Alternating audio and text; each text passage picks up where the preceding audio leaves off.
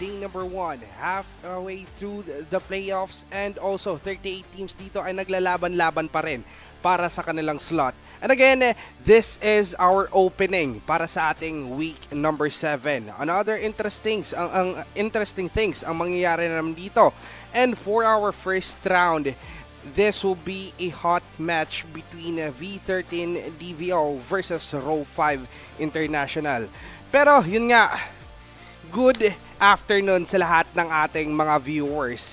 And by the way, kami nga pala ang magiging shoutcaster nyo for this series. My name is Kirks at kasama ko dito si Sedge. At atin nang subaybayan kung ano nga ba ang mga aksyon na mangyayari in this week 7, day number 1 sa Philippine National Esports League Annihilation 4, Test for Might. At sabi mo nga kanina, partner Kirks, malapit na tayo sa pinaka-exciting na part.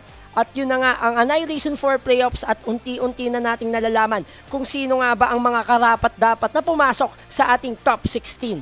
Yes, meron na dito mga teams na kumbaga na meron ng slot talaga. For example, here is the ODK Heroes. They do have the lead as well as the lifestyle. Is meron na talaga silang slot sa finals. Sabi nga ni Sedge nung last time, kahit ipaputol niya daw yung tatlo niyang daliri. Wag naman ngayon. Okay. Kahit daw ipaputol yung tatlong daliri niya, pasok na talaga yung dalawa na teams na yan. But for the other teams, they're still trying to secure the points, and as well as they're still trying to somewhat have comebacks on the grudges na nagawa sa kanila ng ibang teams. So we still have 2 weeks to go or 3 weeks to go. 2 to 3 weeks. For the qualifiers natin for the playoffs, and medyo mahaba-haba pa yan na travel. But the exciting part para sa ating ibang teams is pwede pa silang makapagbawi, and also meron pa tayo ditong agawan ng mga points na mangyayari. But Sedge, before we start, pasalamatan muna natin yung ating mga sponsors. First up on our list is the Esports Academy of Asia Pacific, CM Boutique, Horizon Players Club, Luxury Health, Oasis Bar and Grill, Beer Factory Philippines, Eagle Solar Light, Turtle Gaming, and Fantech. Yes, and also, our tournament is supervised by Games and Amusement Board. That's why, dito lang sa PNEL, equal na equal tayong lahat, and we are sure na lahat ng ating mga laro dito is fair and square to all the players. But also, a big shoutout nga pala kang Komi na nandito kanina, and as well as to Sir Max. Yan, so shoutouts sa ating bagong kapamilya dito sa Philippine National Esports League. We would like to send some shoutouts for Mr. Max Jones, Business Development of Magic Crop, and Magic Crop and PNEL signing of partnership agreement June 5, 2023 at EAAP Conference Room. Yes, I did see Sir Max Jones earlier, and somewhat I can relate that he's handsome, and I'm handsome too. Oh, good. Yeah. That's why you're lying. You're lying. We're somewhat a mirror. Yeah, I was just trying to face myself in another Okay. country. Yeah. Okay. Yeah, we're about the same level of handsomeness. So, But a good afternoon to you, Sir Max. Hope that you did enjoy your time with us here in PNEL and as well as in the EAAP. And congratulations for the newly built pack with us here in Philippine National Esports League. and we would like to send some shoutouts to Mr. Justin also, and to the team of the Magic Craft, and expect the unexpected. Philippine National Esports League will be engaging with Magic Craft, a new MOBA tournament, and also to showcase the new potential players, new grassroots talents here at the Philippines. So expect the unexpected for this game. This is the Action Jackson. Yes. So we are expecting that the Magic Craft game here at the Philippines will grow. Yes, imagine that, guys. You're just trying to play, and you will learn as well if Yeah. ever that you're playing Magic Craft. And also, it is an open world game, so you will have as many opponents as you want. And also, when it comes to enjoying, you can also enjoy it with your friends. You can build some 5-mans or a 3-man Agree. team, and you can play it with other teams as well. So that's why, speaking of playing with other teams, we are trying to cook a tournament for Magic Craft, and we are still processing it. So that's why you need to watch out. And yep, because of that one, that will be the first ever tournament here in the Philippines about the Magic Craft. And here at PNEL, we are so thankful for the Magic Craft for giving trust and confidence, especially for our commissioner. I would like to send some shoutouts to Attorney Ron Renta for pursuing this one, a partnership with Magic Craft, and also to the entire team of the PNEL. Watch out for this another esports tournament because we are wanting to have this one on our list. Yes, but Sedge, the first game is about to start. Before that, we will just take a look and take a sneak peek on our predictions. And based on this week 7, day number 1 on our caster's prediction, Yakutupe. And Yakutupe is the only one who will selecting 2-0 in favor of the V13 DVO, while Yakuron, Sedgecast, and Kirks, this will be a split decision.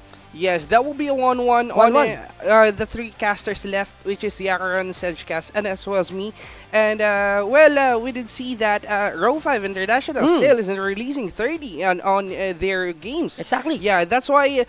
please, release 30. Yup. Yes, comment down below, hashtag release 30 on this game. But as well as for the V13 DVO, we know that they're a strong opponent as well.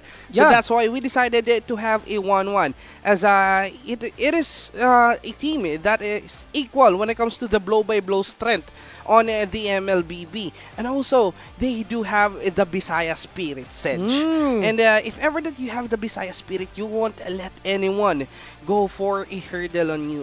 Or Yep. you won't let any challenges to somewhat go and defeat you. That's what the Bisaya Spirit is about. And that's why that is 1-1 here for our caster's prediction. And based on the past week's records for our standings here at the bracket C, as of now, Row 5 International has 4 points, but the V13 DVO has 5 points. So both teams are struggling, but we are expecting this team to bounce back and also to gain some points so they can have a chance to proceed on our playoffs. Yes, and speaking of playoffs, we are almost there. I think we still have at least 2 or 3 weeks. 2 to 3 weeks. Yes, as and of now.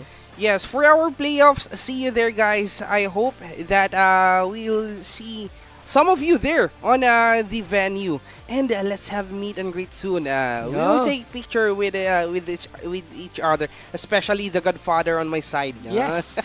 Yes. So take your chance to have some picture with us, and as well as the production team of the Philippine National Esports League. All of them are handsome. All of us here are handsome. So shout out, especially to Attorney Ron Renta, our commissioner, and also to the team owners of our teams here. 38 team owners, shout out. And this event wouldn't be possible because of your help. And also to our sponsors, thank you very much. Yes, wow, the nosebleed is a lot. Oh my God. Yes, but Oh, no. a big thank you as well to our sharers. And here on our comment section, they did say that pasalamatan nyo din mga sharers. So big up to our share, especially to Anthony Cabasag. Thank you for sharing the stream, and also congratulations to Aaron Ponce. But we have 10 minutes here for V13 DVO because they don't have a video message. We need the video message, Agree. and I think it did happen last time. And was it RPG? RPG, I guess. Yeah, I think that was RPG last time that did have a DQ because of the video message. But it is just a quick make, if ever, that they wanted to reach. And we still have 10 minutes to go. So big shout out to our viewers right there. Currently, we have here 103 viewer count. And also, shout out to Madam May Jin, the owner of Rock Association. Shout out! Yes. And also, a big shout out to my mother as well that is watching right now. Selena Del Rosario, Lyres Torres, and Mark Joshua Mayo. Also, I would like to send some shout out to my mother. Also, shout outs to Juliet Ledesma and to my brother, Jason Ledesma. Ingat lagi. Yon. And me and my brother. Yep. Oh. Can we switch to Tagalog? Oh, pwede na, siguro. Oo, medyo dinudugo na kami. Oo, yan, shout out po sa ating mga viewers in this live. And also, please do follow the page of the Philippine National Esports League. Paki-share po ang ating live, paki-follow, paki-like, paki-pusuan ang ating live na kung saan matindi ang magiging action natin in this week 7, day number 1, na kung saan ang unang pagbabangga or ang unang magbabanggaan ay ang kuponan ng V13 DVO against the Row 5 International. At sabi mo nga kanina, partner Kirks, hinihintay natin si 30. So hopefully, let 30 play. Ilabas si 30. Yan ang Ilabas. magiging challenge namin dito, Okay, mga caster. sana nga makita natin siya in this Annihilation 4 group stages na maglaro for the team of the Row 5 International. Pero sa kupunan ng V13 DBO, talagang sinasabi mo kanina, yung pusong palaban ng mga taga Davao, hindi mo masusukat, talagang palaban na palaban, talagang mainit at talagang walang aatrasan. Yes. And nako, meron pala akong greetings dito sa mga taga Davao. Anong greetings mo? May hapon sa tanang mga taga Davao diha og sa tanang gatan-aw sa mga diri sa Philippine National Esports League. Unta daog mo og paulanan mininyog durian dire sa studio. Oy, oo. Ano Alam mo sinabi ba yun? mo? Ayan, i-translate mo. Sige, translate ko. Translate. Ang sabi ko, Sage, maayo good afternoon sa lahat ng ating mga taga Davao. Sana manalo kayo at saka paulanan nyo din kami ng durian dito sa studio. Masarap ang durian dyan sa Davao Gusto mo bang maulanan ka ng durian? Pwede. Oo. Basta masarap daw ang durian sa Davao. So yeah, maraming salamat sa mga supporters natin mula Quezon City hanggang Davao. Yan, shoutout sa inyo at syempre sa mga bebebap ng ating mga players, sa ating mga team owners, sa ating mga coaches. Yan, good luck. Nalalapit na tayo sa pinakamatinding bakbakan dito sa Annihilation 4. At sino nga ba ang aayaw sa 4 million prize pool? Nako, malapit talaga tong kaibigan ko. Wag ako, Sage. Wag ako. Kasi meron pa naman tayong PNEL AGs. Okay, Ayun, hugutin natin. Yan o, paano iaangat yan eh. Bigat talaga. Kanina, galing ako, partner Kirks, galing pala tayo parang, basta galing tayo May nag-comment.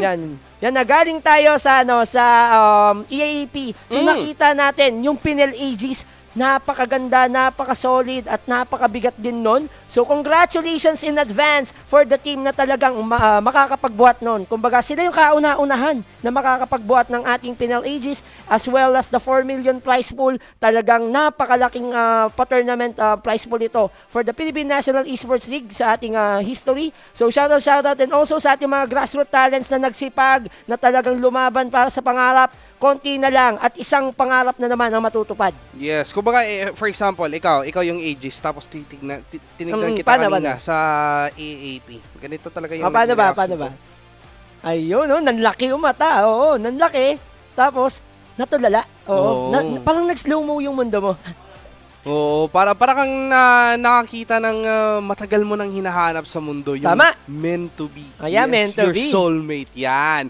Pero yun nga, Game 1 natin ay nakaluto at nakahanda na. Kompletos recados na yung ating dalawang kupunan. Video message ay nandito na din. At ano pa yung hinihintay nyo? Panoorin na natin. Is Carlo de Cabras. My chain is Super Balagin. I am the court trainer of B13 Davao. Watch and support us against Row 5 International. Punta makachamba mo sa iyong mga idol. B13, fight. Hi, I'm Arbus from Row 5 International. Ang masasabi ko lang po is, galingan po natin pareho. Good luck. Yon grabe talaga. Yung isa ay nagdadrive pa. Talagang gigil na gigil yung ating mga taga V13 DVO. At yung isa seryoso, Sedge. And Row 5 International here really wanted to secure that win for them as well as the V13 DVO. And again, this is a heated battle para sa ating dalawang kuponan. And I think when it comes to the points is medyo dikit lang silang dalawa, di ba? So, tignan natin, ano nga ba ang mangyayari? Para sa iyo, Sedge, sino nga ba ang may kalamangan? Honestly speaking, Partner Kirks, base sa ating casters prediction, tayo nga, ang boto natin sa seryeng ito ay 1-1. Kasi based on their past week's records, yung game and win games nila and also yung lose games nila halos nagdidikit lang eh. So in terms of the pointing system, dikitan lang. In terms of the power level, para sa kuponan, match na match. Yon, match na match talaga dito yung ating dalawang kuponan. Pero, here we have it. Nako, eto na, ang pagsisimula ng ating day number 1, week 7. And let's enter the drafting phase para maka-G na tayo kaagad sa ating game number 1, Series 1, V13 DVO versus Row 5 International. Pasok na tayo sa PNEL Arena. And nandito na tayo sa pagsisimula ng ating game number 1 sa bakbakan pagitan ng Row 5 International against the team of the V13 DBO. At bago natin simulan ito, we would like to send some shoutout kay Boss Knock Knock Orozco. Yan, shoutouts po sa owner ng team Elite Esports, if I'm not mistaken. So shoutouts po kay Boss Knock Knock Orozco. Shoutouts din po yan sa nanay ko, yan kay Juliet Tedesma, kay Anthony Kabasag, shoutouts daw sa Meta Elite, galingan nyo. Yan, shoutouts din kay John Kevin Arcaba Reyes. Yes, and also a big shoutout kay Madam Maru na nanonood ngayon. Ayaw ko na lang basahin yung apelyido, boy, kasi last time mali daw ako. Nagtatampo ako. Nagtatampo si Madam. Naku, sorry talaga, Madam. Pasensya to. Hindi ako nagtatampo ako kay kay Madam Maru sa Pinoso. Bakit? Ikaw lang daw yung pogi. Grabe naman. Ay! Madam, nandito rin ako, Madam. Baka Tama ka dun, Madam. Oo, Madam. Tama ka dun. Damay mo naman ako, Madam. Oo, padamay. Yan. Ay, nako. Nangihingi ito, Madam, ng konting kapugian. Wag Oo, na. eh. Wag na. Focus na tayo dito. Game number 1 na eh. Eto na. Sedge, opening para sa ating drafting phase. Ano ba para sa ating V13 DVO. Let's see here if what will be their decision. Last week, it was a rain ban para sa ating mga suppress hero. Nakita natin yung mga Kaja, nakita tayo ng Franco, minsan pinagsasabay-sabay pa. And also, nagsisilabasan yung mga Terizla, mga Alin Dameji ng mga hero. Diba? Yung mga after the set, meron na namang set, Terizla Atlas na combo, nakita na natin yun last week. And marami din talagang mga unique na mga line-up as well as rotation na mga nagbago on what they did on the last week. Pero that is not the full potential yet. Kasi last week, they're just trying to do limit testing. For now, medyo nakapag-research na dito yung ating dalawang kuponan and it might change the flow here of the banning. But for now, then, Row 5 International, ang pipiliin nila sa banning will be the Joy. And sa ating V13 DVO, it might be again another Kaja or Franco na naman. And this is a crucial situation coming from the both teams, but we would like to send some shoutouts sa ating mga team owners for the team of the V13 DVO. Shoutouts po kay John Fritz Almension. Yo, so big shoutout din sa boss ng ating Row 5 International, si Boss Ian Asensi at Boss CJ Bianpao. Yon! Shoutout po sa ating mga owners and good luck po sa ating mga teams kung saan ito pareha sa kuponan naghahabol ng puntos. For the team of the V13 DVO, meron sila ditong 5 puntos pa lang na naiipon for their team, and for the Row 5 International, 4 points. So tingin ko medyo nalalapit na tayo sa ating playoffs. Kumbaga nagkakaroon na ng dikitan in terms of the pointing system, and every game counts, every win counts. Kumbaga napaka-importante na makuha mo agad yung 2-0 sweep against your opponent, kasi kapag nawalis mo yung kalaban mo, may extra 1 point ka. Yes, kumbaga if ever kasi dito sa ating Annihilation Season 4, pag nakapag-DQ is considered lang yan as 2 points. Pag 2 games yung naging DQ. That's why mas better pa rin na makapag-sweep, as it will be an extra point and it will be a 3-0 kaagad. Pero ngayon, Sedge, eto na nga, yung sabi ko kanina sa'yo, nagbaban na naman sila dito ng mga suppress. Right now, Franco is open, Arlot is open as well para sa ating mga taga V13 DVO. And it might be a great choice here to go for that Arlot first. Kaso nga lang, if I were to pick, banning this Faramis already, it might be a glue. As glue is still open at wala na ditong pang counter sa isang glue. V13 Davao has the choice here to go for that glue, and that will be an easy pick.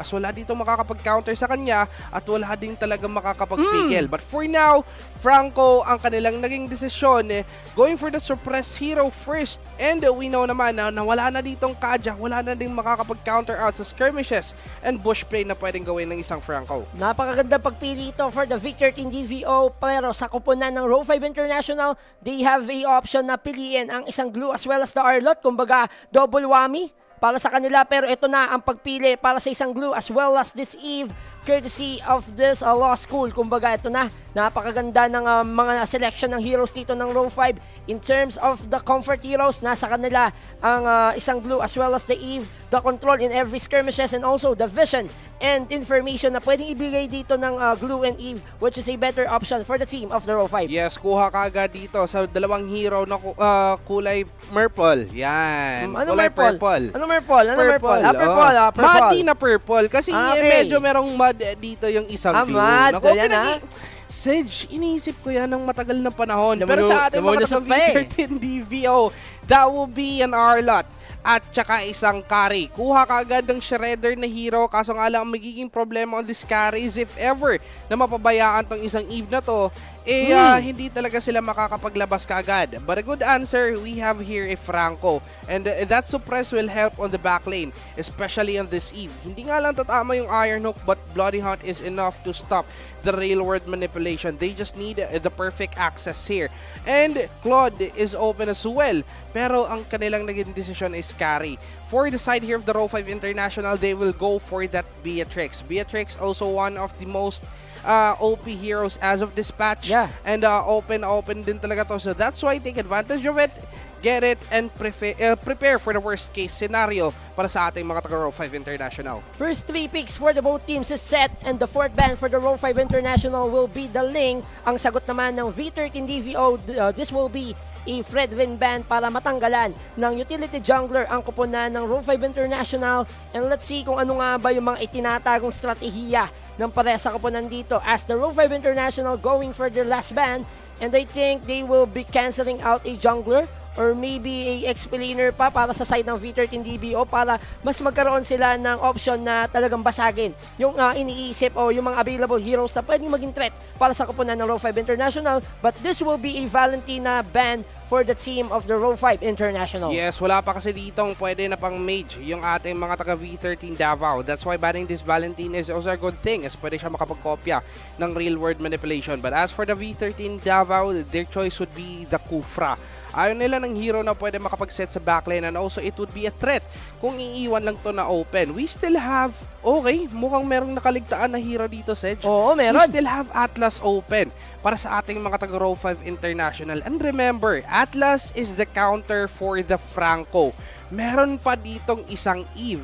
And expecting that this carry will have a flicker, nako, eto yata yung disaster pag nakuha ng ating mga taga Row 5 International. Mukhang disaster kapag ka nakuha yung Atlas. Uy! Pero they will rely with this Minotaur na kung saan nagkaroon ng buff sa hirong ito. Mas mabilis at mas makati na ang kanyang pag-engage with the Minoan Fury as well as the multiple knock-up setup na pwede niyang ibigay against the V13 DVO. Kumbaga, naging makeso, naging unorthodox yung approach dito ng kupunan ng Row 5. Yes, that will be a Minotaur here.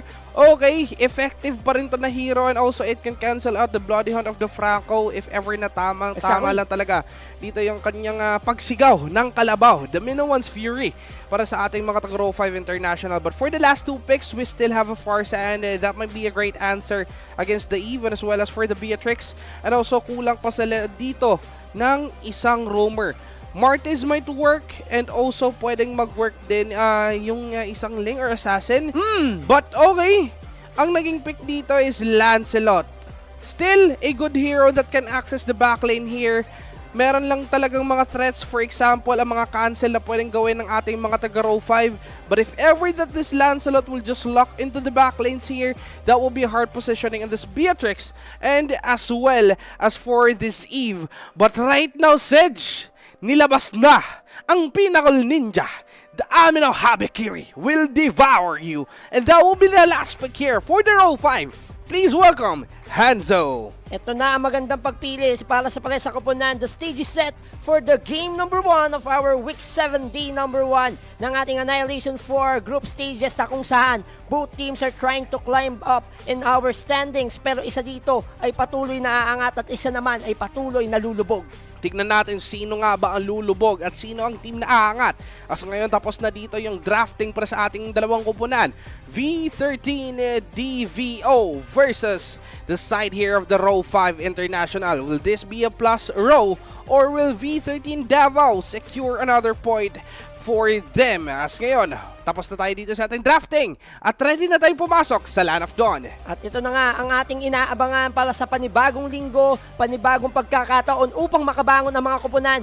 And here we go to the Land of Dawn, and this is the game 1, and this is the battle between the V13 DVO against the Row 5 International. Yan, at eto na nga, nandito na tayo sa Land of Dawn, the first game of the day para sa ating day number 1, week 7. In Row 5 International here, picking that Hanzo, okay, mabilis na rotation yung kanilang gustong gawin. Tama. And also having Arvos here as their tank, they can probably go for a set and clean up on Zia will happen. They just need to be careful of who might try to find the Hanzo on the back lane. But for now, Sedge, tignan mo ba naman, as early as 30 seconds, wala na. Kompletos recados na yung Hanzo sa isang buff. Ang istorya dito for the Row 5 International, kailangan makapag-ikot agad ang isang Sia dito with the Sanso, with the Demon Fist. Yun yung mga magiging magandang advantage niya in the early stages of the game. Kasi 5 palo lang sa neutral creeps, pwede mo nang kainin, pwede ka nang maglakad at mag-proceed sa panibagong objektiba. Yes, only mukbang talaga, parang nakapag 199 lang na samgyup dito yung ating Hanzo. But still ngayon, munti kang nabigyan si pare mong Kanza. That would just be a back off as he knows here that Arvos is one of the toughest here to go for a 1 versus 1. But Sev, nakita ba naman, nakapag Phantom Execution kaagad. But still, there is not enough damage on this Lancelot, kaya outing na lang muna. Maaga-aga pa dito ang magiging bakbakan sa may itaas at ang target ay ang isang super balakid. Tatlo ang nag-backs out, and this is the first blood courtesy of Sia for the Row 5 International. Pero si Kansa dito with the flickering together with the Iron Hook, nagkapalitan lang ng ulo ang ating mga marksman. Ang ganda na pasok niya doon at perfect na perfect talaga yung timing ng kanyang mga Iron Hook. And wow, what a nice skill na pinakita doon ng isang Kansa. Kaso nga lang, Sedge, eto yung napansin ko. If ever here that Arvos will go for that favor, kahit mamaya, konting-konti na lang yung life tapos nag-heal ka agad. Naku, puno na naman yan, Sedge. Para lang yung nakapag-life hacks. Kailangan talagang pumuesto na maayos dito ng parehas sa kuponan. But for the both roamers, napakaganda ng iniikot dito ni Kansa as well as ni Arvos. Kumbaga, tamang alalay lang sa kanilang mga farmers, sa kanilang mga main damage dealers in the latter stages of the game. But Katari right now is just focusing to pull this first turtle objective for the V13 DVO. Yes, kuha mo na ng pagong ngayon. Nandito pa naman si pare mo Katari, nakapag-real world manipulation para yung retrieve. Pupunta pa rin pa pare mo, Bisia! At eto naman! Nako-set yung apat para sa kanila. Mukhang ubos na rin yata yung ating mga taga-V13 DVO. Kansa na lang ang natitira at si Super Balakay din nasa ibang side. Pinasok pa naman dito ng Torre, nakapag-split-split. And that might be a Kansa down here. As tatlo yung naging kalaban niya. And there we have it. Nako, 4-0 trade will happen. Nalugi ang kuponan ng V13 DBO sa pagkakataon na yun. Naubusan na sila dito ng 5 miyembro. Isama mo pa yung pagong at napakagandang opensiba. Magandang pagsama-sama dito para makuha ang tagumpay, makuha ang mga ulo dito ng V13. Pero si Anivar only, talagang ikaw ang aking target for the Sanso. And this Arlot right now for Anivar, nakabawi kahit konti. Yes, pasok kaagad, kill kaagad ang gusto dito ng ating mga taga-V13 Davao. Kaso nga lang, Row 5 International has the lead on this one. Meron na silang 3K when it comes to the gold. And that is a great economy na nanggaling sa kanila. It is one item na dito, Sedge. Kaya when in terms of the damage, siguro nakakalamang na yung ating mga taga-Row 5 International. Kaso nga lang, that is a split gold para sa lahat ng kanilang mga members. So pwede pa din talaga makapagbawi yung ating V13 Davao. They just need the patience at dapat sila dito mag-rely sa kanilang mga pick-off na gagawin. Kansa na naman ay nagpakita dito sa mapa. Nakag-reunion na naman yung ating dalawang kupunan pero wala pa namang anong mangyayari kaagad? May nakagat dito pero si Kansa ang na-corner pero si Sia ang tutumba. Ito na yung palitan ng mga skill shot coming from the B13 and DVO and Row 5 International. Gusto nila lumaban pero si Arbus mukhang mabibigyan. Pasok dito sa Anibar. Katari with the Phantom Execution together with the Puncture. Talagang tinahitay dito yung mga miyembro ng Row 5. Diretso kaagad patay yung dalawa. Pero dito buhay na naman yung ating Turtle on 15 seconds. Tignan natin kung sino nga ba ang nakako. Meanwhile, Sev will just try to distract here Astrid. Naghahanap sila dito ng perfect na positioning para makapag-delay ng creeps. And also, Super Balakid will just try to focus on the gold plating. Medyo nagiging mayaman na din yung ating mga taga-V13 Davao. But right now, the Turtle is wide open. Panakanaka ang opensiba coming from the V13 Davao as the Row 5 International tried to fare and square into with this battle. Pero ito na, nagkakapwestuhan si Seb dito. Masyadong lumalim at naramdaman ng gelatin yung damage output na pinakawalan ng isang Astrid with the Sparsa. Reset na naman ang mangyayari ngayon para sa ating dalawang kupunan. Pero nandito na din yung ating mga taga-Row 5. Arvos will try to pull the Turtle on them and that might be a reset that will happen. Nako, eto na naman, matagalang labanan. Reset and nako, mukhang tatantanan na lang dito yung pagong. Nakapag-real world manipulation si pare mong Asha may bandang mid. Pinaulan na ng bala but that will just be an easy wings by wings. Lipad, nag-transfer sa ibang mapa at Ash ay buhay pa. But look at Katari slicing and dicing through the map. Nakapagtakas pa Sedge. Nakatakas talaga na malala ang isang Katari doon dahil sa kakayahan niyang mag-dash in, dash out with that puncture together with the Thorn Rose para ilagan lang yung mga skill shot na pwedeng pakawala ng Row 5 International. And this is a great sign also for the V13 Davao. Even though na nagkaroon sila ng slightest mistake on the early stages of the game on that first turtle objective, but at the same time, unti-unti silang bumabangon, unti-unti silang naghahanap ng pamamaraan upang makarecover sa ganitong sitwasyon. And Row 5 International, they need to respect the V13 Davao, pero maganda pa rin naman ang kanilang pinapakita dito. They are having 1,200 gold lead in terms of the economy. Pero ito na, yung pagsakop sa river at ito na, nagkakapasok na pero si Katari nakapwesto na. Focus na lang talaga muna dito pero nakapag-phantom execution out pa naman para sa kanila. 7 inning dito na din at nakapag-fader airstrike but still that will be a red ray on Katari, ladies and gentlemen. Seb dito medyo duguan na din and back out na lang muna. Wala na siya dito mini glue and they don't have the choice kundi mag-back out na lang as it might be a casualty secured na naman para sa ating kabilang side. Final slash ay gagamitin ka agad. Para mo Anivar only pero wala na siyang kasamahan doon. Mukhang mabibigyan din talaga flicker out ay gagamitin na.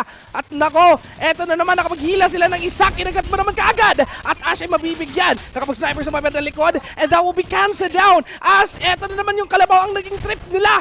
Nako, iba talaga. Ginagawa na ditong snake. Tusok agad on Arvos but still Arvos is up. Habang tumatagal, mas lalong sumasarap dito ang opensa na pinapakita ng V13 Davao pero si Sia hindi papayag dito na walang makukuha yung ninja dito. Naghahabol ng mga pwedeng patayin for the members of the V13 Davao as they will try to pull up this Anivar pick-off on the side of the Sanso. Pero sa may ibaba may trabaho lang na ginagawa ang isang Katari as well as this Kansa at tuloy-tuloy yung nag-trade natin ng objective but at the same time, Seb dito sa itaas tamang trabaho lang at babasag lang siya ng mga tarangkahan. Trabaho ang gusto ni pare mong Seb. Ito talaga yung mga regular no, nagpupush lang sa mga bandang silent. Pero ito naman nakapagdabog na naman yung kalabaw. At nako, si Kansa ay medyo nakapag-overextend on that one. And that will be a kill secured by Ash. And right now, Row 5 International has the lead. While Arvos ay mag-a-advance na dito sa mga Yawi Bush. Naghihintay na naman ng donation para sa kanila. Pasok na naman na Aniver will happen. Eto na naman nakapag-crystals. And the Venus Rage ay hindi tatama kaagad.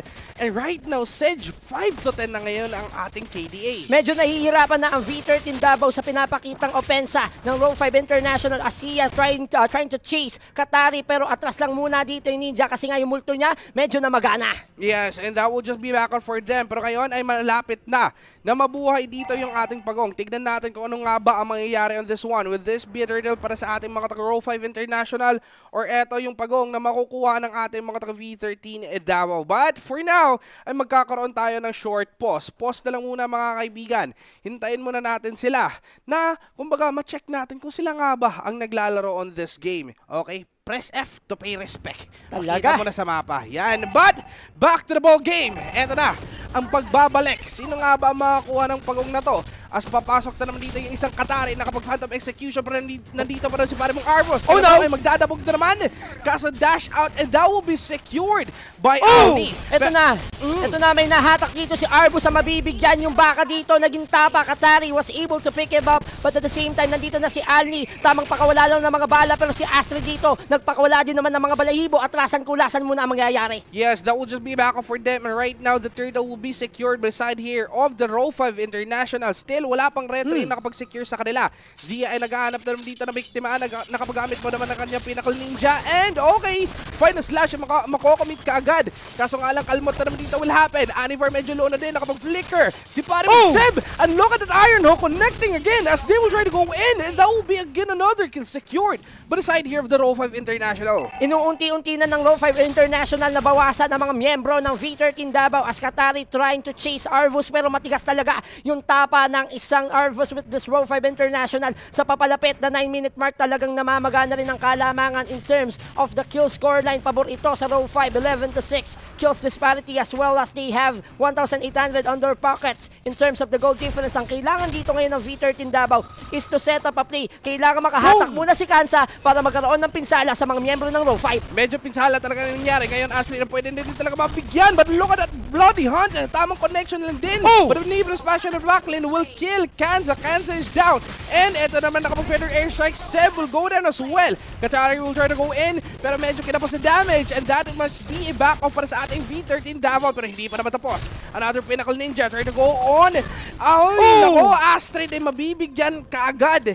And that is one of the greatest things about this Hanzo, as they can easily go in and out. Napakahirap na sitwasyon ito para kay Astrid and as well as kay Super Balakid dahil hinahanap sila ni Zia with the Pinnacle Ninja. Talagang yung katawan ni Zia lumalayo lang, and the assassination capability of this Hanzo is very vital and crucial for the team of the Row 5. Pero dito si Katari, mukhang siya ang magiging target with the Minowan's Fury. Yung kalabaw dito nagdabog, pero ito na yung reward manipulation ni Ash. Tuloy-tuloy yung pagbalagbag. Pasok dito sa may gitna at may nakagat dito si Kansa. Nako, atras muna ang mangyayari, pero kaulasan ang mangyayari for this game. Pero medley dito ay pupush lang ng ating mga taga-Row 5 International, and right now the Lord is wide open for them. Mukhang eto na yata yung kanilang 1 point na gusto. Secure ka agad para sa kanila. And right now din, ating mga taga-Row 5 International will just try to go for a split push.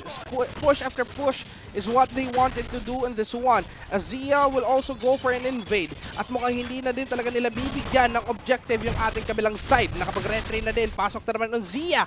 And Asteroid was almost down at that moment.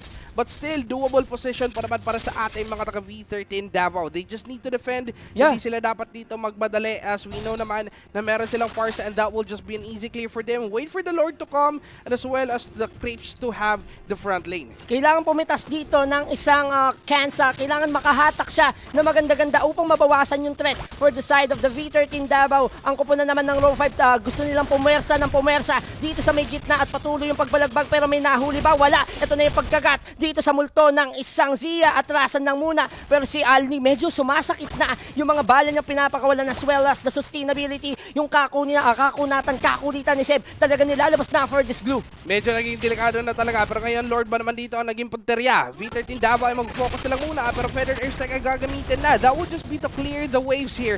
Mid lane will also be cleared, pero nagkakabagsakan na yung mga tore ng ating mga taga V13 Davao. Medyo lumiliit na din yung kanilang space sa map, and also their vision is getting tighter on this one. Let's see here what will they do. Will this be the win that they want, or eto pa rin yung panalo para sa ating mga taga-Row 5 International? They can have a comeback on this one as long as Kansas Iron Hooks here will connect, and they must need to eliminate Arvus. Pero nagkakitaan na naman. Another sapok na naman sa ulo, but Katari on that movement, mabilis lang din talaga makapagpalabas sa ating mga taga V13 Davao. Aniver only, and also Kansa needs to step up right now. Kailangan nilang gumawa ng mga setup coming from the team of the V13 Davao, at ang Row 5 International talagang pinaliliit lang yung lupang inaapakan ng V13 dito. Kumbaga sinasakop nila yung mga jungle territory as well as the towers. Kumbaga inuunti na kinakalbo na dito yung mga tarangkahan for the V13 Davao. Yes, medyo nagiging delikado na to para sa kanila. And also here, look at the sniper na ginawa kanina ng isang Alni. That was almost a kill on Astrid. 1/4 na lang kaagad ang natira.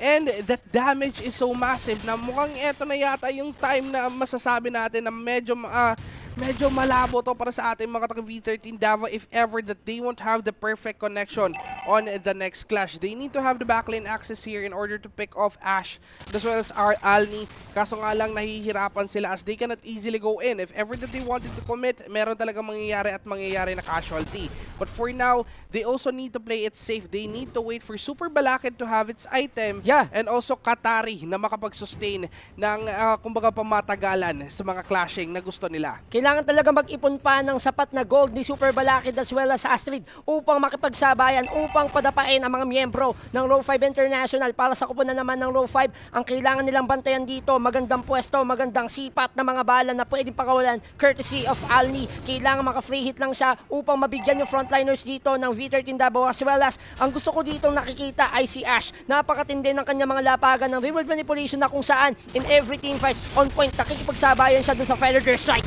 Pero ito na naman, speaking of Feather Airstrike, Seb will go down. Pinagtamaan ba naman dito ng ibong Adarna, and that will be a kill secure for them. Zia is also being popped right here, and the one that has the advantage on the Lord is the V13 Davao. But look at the trainer's apathy hitting on Astrid. Nako, grabe, nanlambot talaga kaagad. Pasok na naman dito at mukhang si Anivar ay mabibigyan na din talaga. Pero nagdabog yung kalabaw at mukhang tatlo ang mahuhuli para sa kanila. Pasok na naman sa may bandang likod, pero si Zia ba naman dito nakapag-target ng isa. Kansa ay babagsak na. Katari tatakbo na lang muna, pero yung isa ay naiwan na. Mukhang wala na din talagang pamasay. Super Balakid, huwag ka nang lumingon sa likod, but bumalik pa. And a free hit on Ali will happen. That will be again another kill secured. And wow, what a nice game. Row 5 International still secured the Lord. Napakainit na performance coming from the team of the Row 5 International. Tatlo ang pinatumba dyan, si Kansa, Aniver Only, and Super Balakid. And this is a great opening for them na para tapusin na ang ating labanan. Pero si Katari talagang gumagawa pa ng pamamaraan upang madepensahan ang kanilang mga tarangkahan dito. Pero si Astrid nagpakawala ng Feather Strike dito. Palitan lang naman ng mga ultimates. Pero si Ash dito ay naging abo na. Nakapaghila ba naman sila dito na isa mo kang Katari, ibabagsak na din. And that will be a kill. Alni will go down as well. But look at Zia going in and out. That is an easy triple kill for this Hanzo. At ngayon dalawa na lang ang madidefend para sa ating mga taga V13 Davao as isa ang nag-a-attack para sa kanila. This is Seb, ladies and gentlemen, and look at the sustainability even though na meron dito ang immortality yung isa. But the tower lock will happen. Yung focus na focus na talaga. Base dito ay mukhang mabibigyan na at okay, konti na lang. Defend pa, humihinga yung ating mga taga V13 Davao, and that was a successful defend as they will request for a pause. Wow, what a nice defend right there. Oh my God, and that is a great defense for the V13 Davao. Akala natin, mabibigyan na o mababasag na ang ice cream dito ng V13, but at the same time, napakaganda din naman ng bloody hunt ng isang Kansa just to stop the onslaught of that Hanzo with that Pinnacle Ninja. Napakahirap ng sitwasyon na kinakarap ito for the V13 kasi talagang yung kalaban nila, hindi nila mahanap yung katawan. And also, Zia was providing information and total assassination para sa backline dito ng kuponan ng V13. Wow. Speechless ako sa last na clash. I thought that was the end already because of Zia. Kamunti ka na. Oo, kamunti ka na. Kaso nga lang napop yung katawan dito, Sedge. After the pop on the Pinnacle Ninja, wala na silang ibang pampush. At akala ko igugo na yung ng Lord. Kaso nga lang hindi ata nakakain pa ng motivational rice. Nalihis dito yung landas Munti ng ka Lord. Oo, munti ka na sana. But that is still a good defend ang pinakita ng ating mga taga V13 Davao. They still have a chance here to fight back. As meron pa silang pang late game dito ng mga hero, which is the carry at saka yung isang Farsa. They just need the perfect positioning on Astrid and also para kay pare mong Super Balakid. Tama. If ever na makukuha lang nila yun ng tama, nako, it must be a devastating moment para sa ating mga Row 5 International if ever na makakomeback to. As we don't know, kasi pag carry late game, nako, maaasahan at maaasahan talaga yan. And also Astrid, pag hindi lang nahanap ng isang Hanzo, it might be a disaster na dapat nahanapin dito ng ating mga taga-Row 5 International. So on the next Lord, they must end it already. And for the team of the V13 Davao, they need to wait further timers. Kumbaga, hintayin yung power spikes ng isang Astrid dito as well as Super Balakid. Kapag nabigyan nila ng proper spacing tong mga to, pwede nila mabaliktad yung laban na ito against the team of the Row 5 International because the shredding capability of this carry ni Super Balakid, siya yung magiging Balakid o tinik sa kupunan ng Row 5. Magiging Balakid talaga talaga. Zia ngayon will just try to clear on the mid lane and we have 50 seconds left, 60 seconds rather para sa ating Lord. Konti na lang ang kulang at makakakita na naman tayo ng malupitang bakbakan. V13 Davao needs to contest this one and this is their last chance to go for that Lord. If ever na eto, mapapakawalan nila, diretso na ata base yung ating mga taga Row 5 International. It might result to casualties but still, they need to have a definite defend on this one. And right now, nako, eto na naman, bush play ang gustong gawin ng ating dalawang kuponan. Waiting for the perfect moment here and as well as wait for the perfect Lord moments para sa ating mga taga V13 at Row 5 International. Kailangan talaga magtansyahan, magkalmahan sa mga ganitong sitwasyon pero based on the items dito, partner Kirks, mukhang dikitan na, naka-full item na si Super Balakid dito. Ang hihintay na lang ng V13 DVO is the opening. Kailangan magkaroon ng overextension dito ang mga members ng Row 5 International. And kapag ka nakahuli dito si Super Kansa, si Kansa ng magandang Iron Hook together with the Bloody Hand, kahit isang member lang, basta ma-shred lang agad ng isang Super Balakid yon, maganda yung magiging laban dito ng V13. So it's a battle between the pickups and for the Row 5 International, ang kailangan namang gawin ni Zeb is to find the members of the V13 DVO, kumbaga to cancel out this Federal Strike. Pero nakapagpatuloy pa naman dito at eto na naman, nagdabog yung kalabaw sa may bandang likod pero hindi pa rin sapat yung damage as malayo yung kanyang mga members. Gamit na naman dito on the Thorn Rose. Katari ay muntikan ng mabigyan but still, that will be a kill secured ng ating mga taga V13 Davao. The Lord right now is being resetted here. Let's see if what will happen. Igugo nga ba to ng ating dalawang kupunan or will they just try to wait for their tanks to be alive? Wow! That was a nice trade right there. Arvus will go down and also that is a tank minus para sa ating mga taga V13 DVO. Nagkakatansyahan na dito pero si Astrid nakaramdam ng runners apathy dito ni Ali pero sa may likod may mabibigyan at ako nabigyan na si Aniver. Only ikaw ang aking target courtesy of fashion. This is looking great right now for the team of the Row 5 International as they will able to secure this third Lord objective. Bagsak na dito yung Lord and eto na ang Lord para sa ating mga Row 5 International. Mukhang eto na yata yung katapusan na hinahanap nila pero tignan natin kung matatapos na nga ba talaga or madi-defend pa to ng ating mga V13 Davao. Kanina nangyari na to at hoping this won't be a deja vu again for this Lord. This is the third Lord already at meron na itong damage. Pwede na itong makapagdabog sa tower. So what V13 needs to do here is wait for that Lord, go for the stretch para sa kanila. Pero ngayon, para mong Arvus ay naghahanap na ng target. But they will just have to wait for that Lord to go into the base. Kailangan lang talaga nilang hintayin na pumasok yung Lords sa kanilang base militar para ito na nga ba yung pagwawakas ng ating game number 1 as Arvus try to pin down the members of the V13 DVO and this is the catch right now pero yung base dito ang target with the real manipulation na binitawan ni Aspero. Target lock, tower lock for the Row 5 International. That is a 1 point secured by the Row 5 International. And right now, -1 row. Row 4 na lang sila. Getting closer to the playoffs. And wow, what a nice game na pinakita nila. It's because of that Minotaur talaga, Sedge. If ever the other side here wants to go for that set, is pinapasok nila kaagad. At alam nila kasi na magkukumpulan talaga dito yung mga members ng ating mga taga V13 Davao. So after seeing that position na ginagawa nila palagi, tinake advantage to ng ating mga taga Row 5 International. That's why set after set is happening at medyo nahihirapan din yung ating kabilang side to go for that counter retaliation. So round number 1 ay mapupunta kaagad sa ating mga taga Row 5 International. Napakainit ng pinakitang performance ng Row 5 International on that game number 1 against the V13 DVO. Pinakita nila yung mga setup plays coming from Arvus na kung saan on point yung pagdadabog dito with that Minowan Fury and as well as naisip ko dito, partner Kirks, ang gusto ng kupunan ng V13 DVO is to have a great catch with that Iron Hook para dito sa Franco and as well as the final slash. Pero ayun yung mga advantage na gustong-gusto ng kupunan ng Row 5 International. Kumbaga magfa-fireback yung gusto nyong setup or yung startup ninyo in terms of the commitment to the team fight. Kumbaga gusto nila na kapag may nahatak dito, talagang alam mo na, magsama-sama. So, ibig sabihin nun, Kansa, kailangan niya makahatak pero magsasama-sama yung mga members sila on the backline. Kasi si Super Balakid, siya yung magiging shredder. And also si Astrid for the side of the V13. At doon papasok ngayon ang isang Arvus. Kapag ka nakita niya na nandun na sa bakbakan o dinadrop down na yung isang member coming from the Row 5 International, ayun na yung responde. Ayun na yung pagdadabog na hinahunting niya with the Minoan Fury, and as well as the placing of that real-world manipulation ng isang Ash. Napakaganda. So in terms of the team composition, I think medyo lumamang talaga in terms of the gameplay and as well as the in-game execution ang kuponan ng Row 5 International on that game number 1.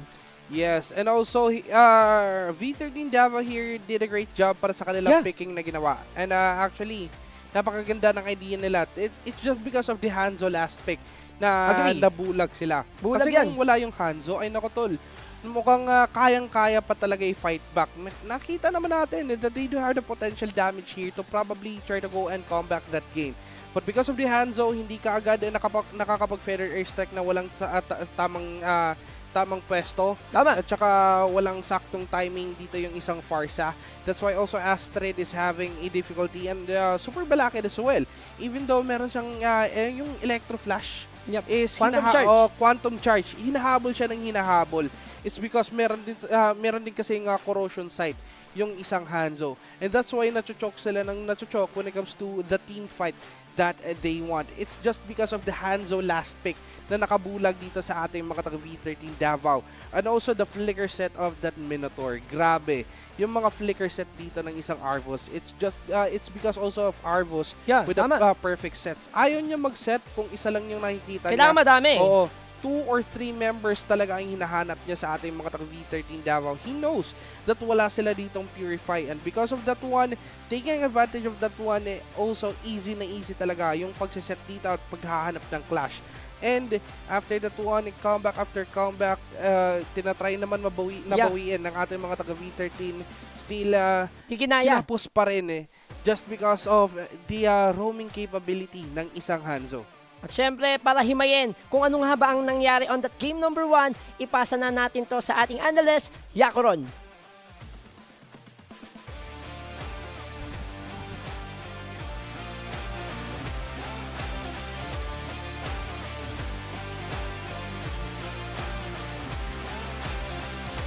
Yon, maraming salamat, Kirks at Sed, sa napakalupit na game number 1 opening natin. And of course, it was Row 5 International surprising us not just with the game, but also the draft. Pulling off this Hanzo, nakita nyo naman kung gaano ka-sneaky itong Hanzo na pinakita kanina. And of course, si paring Zia, hindi talaga mahuli-huli ng mga Lespo dito V13 DVO, they all have the squishy heroes, they all have the hunting capability, kaso hindi natin nakita yon. What you need if you have a Hanzo on the opposing side of the team is to hunt the Hanzo's body. Kaso ang nangyari dito, hindi man lang sila lumapit sa jungle ng Row 5 International. That maybe is because of the presence of Seb na naging bodyguard talaga dito para sa Row 5 International. Na-expect natin si Kansa kanina at saka si Astrid na magkasama talaga para i-hunt down yung body ng isang Hanzo. Hindi man lang napigilan dito at nagtuloy-tuloy yung pag-squish down sa mapa jungle ng V13 DVO. And every time that there is a Minoan Fury setup coming from that Minotaur, nandun na agad. May follow-up dito coming from Zia na hindi talaga mapigil-pigilan dito ng mga members ng V13 DBO. Remember as well, Katari is the one who's supposed to hunt the backlane access pero hindi nila nagagawa. They are just really focusing on the front line kontra ng Row 5 International. And of course, with that being said, our ZM Boutique MVP of this game number 1, no other than the man himself, Zia, para sa kanyang Hanzo. With a 9-2-10 KDA and 79% team participation, napakalaking tulong ang ginawa niya. Bukod sa pagsikip na mapa ng mga members ng V13, siya rin yung nagiging initiator dito. At minsan, di pa siya nagiging initiator, natural season hunter talaga siya. And of course, the Master Assassin emblem is really helping on those single attempt na ginagawa niyang ambush dito sa mga members ng V13 DVO. Lagi na uhuli yung parsa ni Astrid na alam niya namang sobrang vulnerable niya, lalong-lalo na kapag nag-channel siya ng kanyang feathered airstrike. Kailangan mo talagang bantayan dito at kailangan mo ng assistance wherein dapat binibait out mo rin dito yung isang Hanzo na lumapit sa'yo using the Pinnacle Ninja. Pero kada nakikita nila yung Pinnacle Ninja dito ni Zia, natatakot sila, tumaatras sila at hindi nila hinahanap yung tunay na katawan. Pero ngayon, sa game number 2, mahanap na ba nila ang tunay na sagot dito para makontra ang Row 5 International? Alamin natin yan as we are giving this back to our casters, Sedge and Kirks.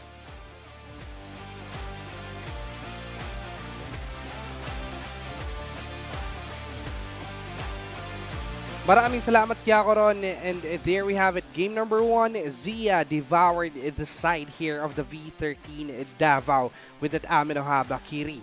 But let's see here if what will be the answer for the game number 2. What will be the changes na gagawin ng ating mga taga V13 Davao? We still have game number 2 and they can still try to adapt on what's happening. It's just because of that last pick na nabulag talaga sila. And if ever kasi Sedge that it was on the third pick, siguro or fourth pick, pwede pang nilang maagapan.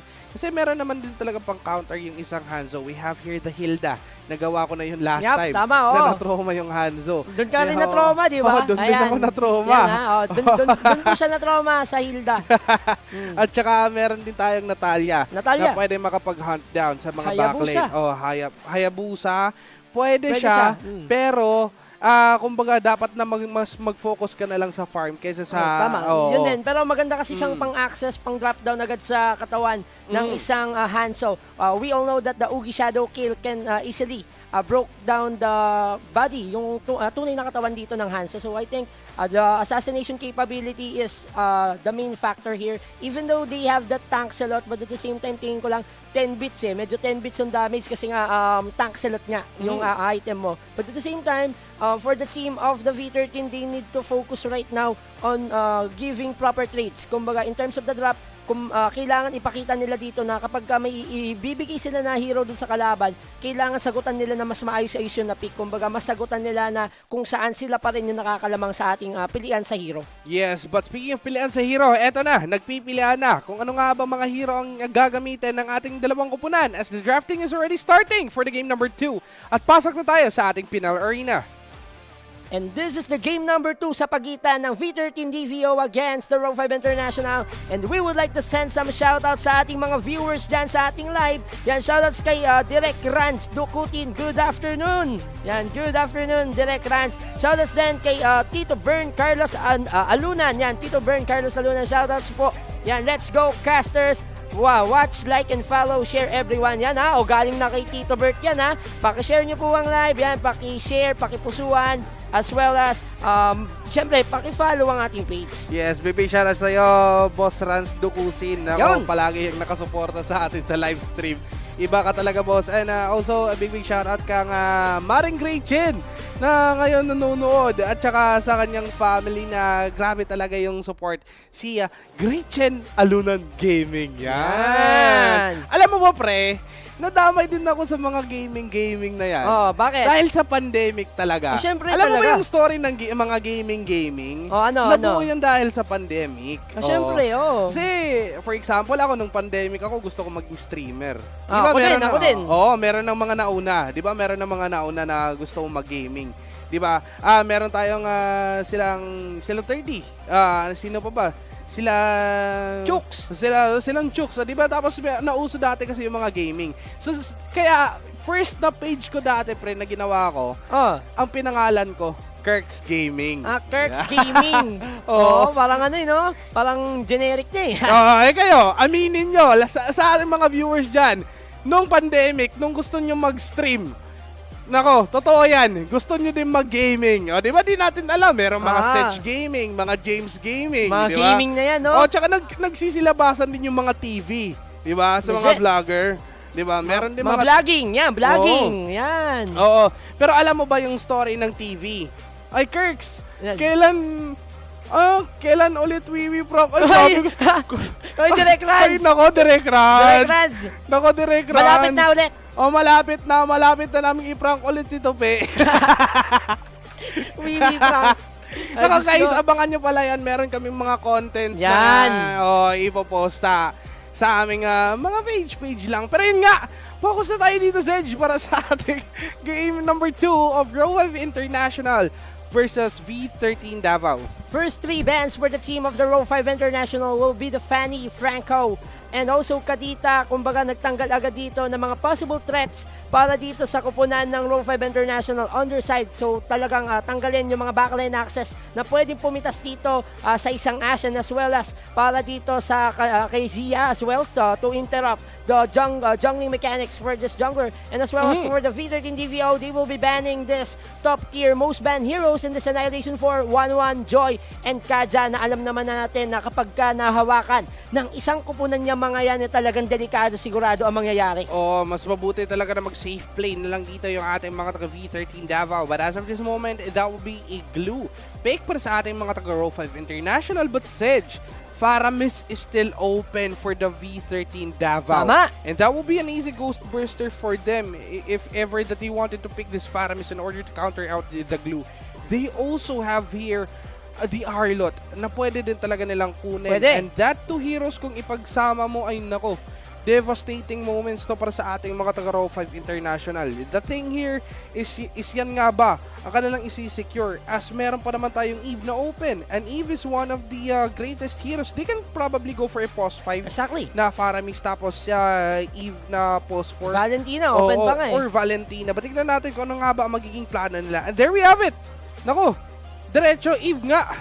Tsaka isang Ling ang kukunin ng ating mga taga V13 Davao. Partner Kirks, medyo nagkulang in terms of the pushing mechanic ang kupunan ng V13 Davao. So ano ang kailangan nila ngayon? Kailangan nilang kumuha ng mga matitinding push heroes. Kumbaga, this Sling has the mobility with the Finch Boys together with the Defiant Sword and also Tempest of Blades. Napakadami niya kasing tools para magkaroon ng engagement in terms of every team fights. Pero kung malulugi naman in terms of the early game, mag-focus siya doon sa pag-control ng minion wave. Kumbaga, mag-cut lang siya ng lanes, mag-focus lang siya on that side lane pressure, and this is a great indication para sa V13 Davao na nakapag-adjust na sila in terms of the approach in this picking and banning stage for this game number 2. Pero ang kupunan ng Row 5 International will selecting this Valentina as well as this Kufra. Kuha kagad dito ng mga hero na pwede makapag-cancel out sa isang Ling. And also having this Valentina, nako, eto na yata yung hinahanap ng ating mga taga Row 5 International na perfect hero para sa kanila.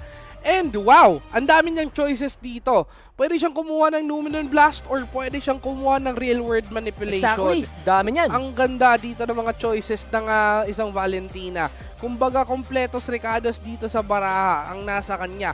Pero ngayon, for the V13 Davao, respecting the Hanzo will be their choice.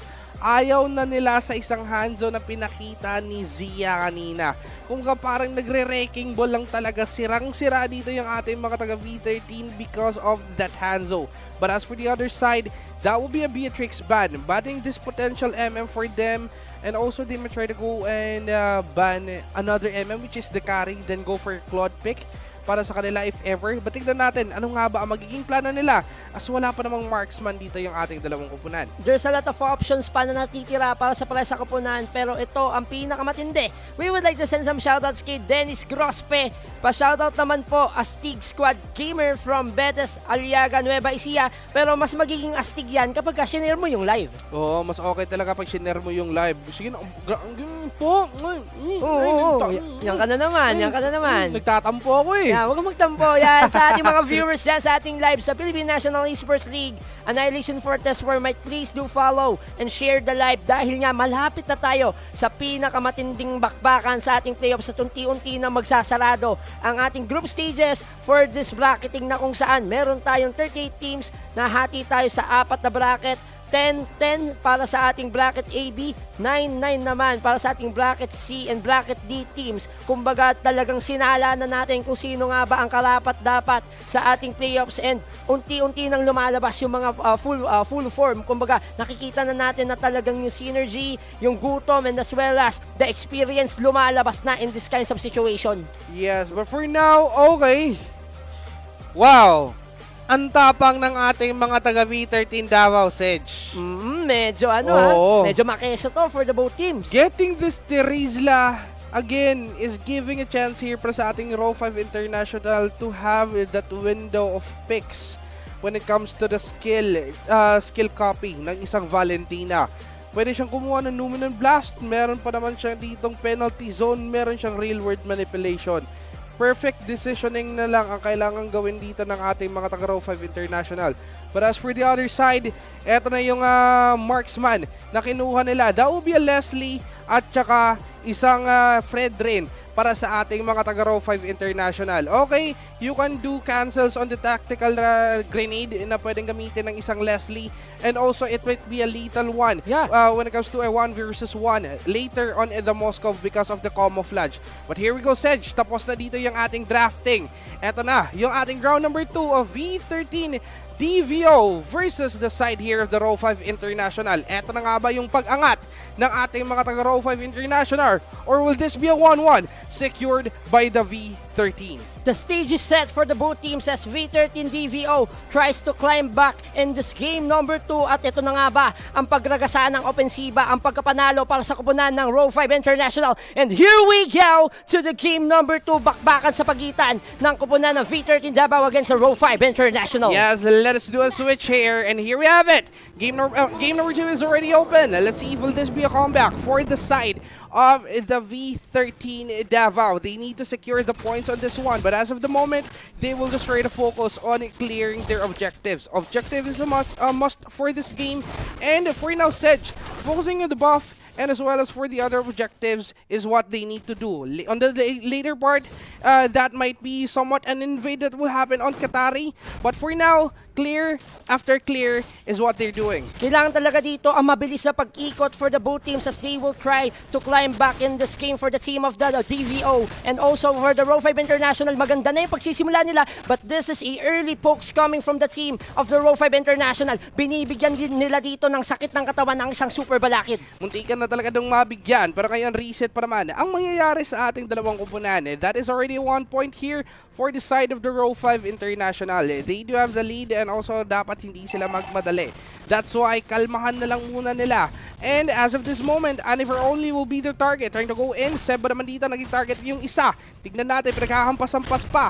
Kaso nga lang ay medyo delikado na. Pasok na naman dito ang Qatari, pero wala nang mabibigyan doon. At nako, kalasan na lang muna.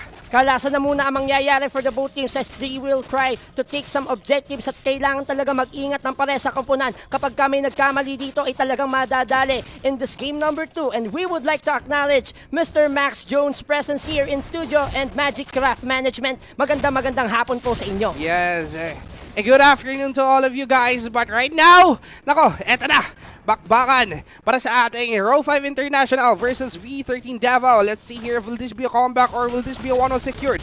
And ako, pasok na naman dito will happen. Qatari ba naman target yung isa at mukhang Seblin talaga ay mabibigyan pa. Sa iyo na naman dito, pero nakapag-split pa. Tempest of Blades will be used to the back lane. And that is it. Nako, back out na naman. The turtle is wide open for grab. But let's see, here's Row 5 International is already in the front lane. Gumaganda na ang timpla dito ng Row 5 International as they will try to chase the members of the V13 Davao. Pero ito na, yung pagkitil sa may itaas, pero sa may gitna dito, sa may pagong, nagkapalitan ng objective. Dalawa ang tumumba sa Row 5 at isa naman para sa V13 DVO. Yes, that will be an objective secured. Pero ngayon, look at Super Balakid here. Just going for the focus on the buffs. So buff is what they want, and also the gold plating is going down for the side here of the Row 5 International. And this might be a comeback set. Look at that one. Bot lane dito ang kanilang pinipressure. And almost two of the lanes here, the gold plating ang tinatarget ng ating mga taga V13 Davao. That is a huge lead. And right now, 1K na ang nasi-secure dito. Meanwhile, Arvos will try to go for a stretch, but Canso is already being seen on the map. And this is a crucial player for the team of the V13 Davao. Kansa and Qatari needs to step up right now. They need to position themselves well, and this time being, they need to be protected and also to collect some gold in this time being, because if they have the certain gold, they will have damage in the latter stages of the game. Yes, that's why they need to wait for the perfect moment. Para sa ating mga taga V13 Davao, their heroes is late game oriented, and that's why late game din talaga ang dapat nilang hintayin if ever that they want to have a comeback on this game. And Alni ay nagpapakita na naman dito sa mapa. Kansa will still not try to go in. The snipe will be used, pero wala pa naman sila mabibiktima doon kaagad. Arvos is waiting also for a donation para sa kanila. And the crystals will be placed already. Real-world manipulation pa naman. Hug, hindi pa naman gagamitin. Luminous Blast here will be used. And that will be a stun on the face Pasok pa naman dito yung mga members ng ating mga V13 Davao. Ash will do the same thing as well. Outing na lang muna nakapag-tempest of place. Habol na naman sa may bandang likod, pero Flicker ay nandun pa naman. And still, that will be a kill on the sniper play. And Seb will just try to run. Ito na ang pagbawi ng Row 5 International sa pinapakitang aggression play coming from the team of the V13 Davao. 2-3 kill scoreline in favor of the V13, pero 4 yung miyembro sa may itaas at nako magbabasagan ng mga talangkahan dito with the penalty zone. Saan ka pupunta? Alni is going down. Sinapok pa naman dito sa mukha at mukhang V13 ngayon ang makakakuha ng ating unang tore. Kaso nga lang si Zia ay naghahanap ng ibang paraan. Appraiser's threat ay ginamit na para mapabilis lang ang pagkuha sa ating pagong. Katari papasok na naman pero wala na siyang makukuha doon. No!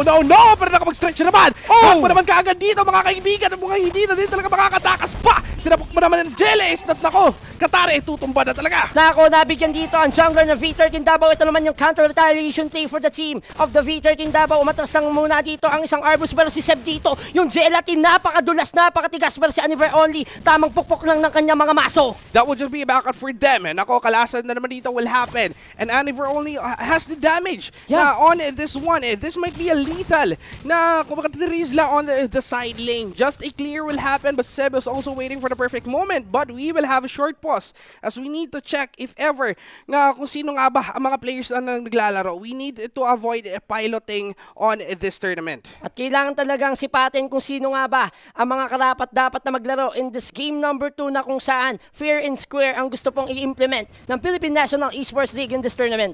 Yes, and here we have it. Back to the ball game here.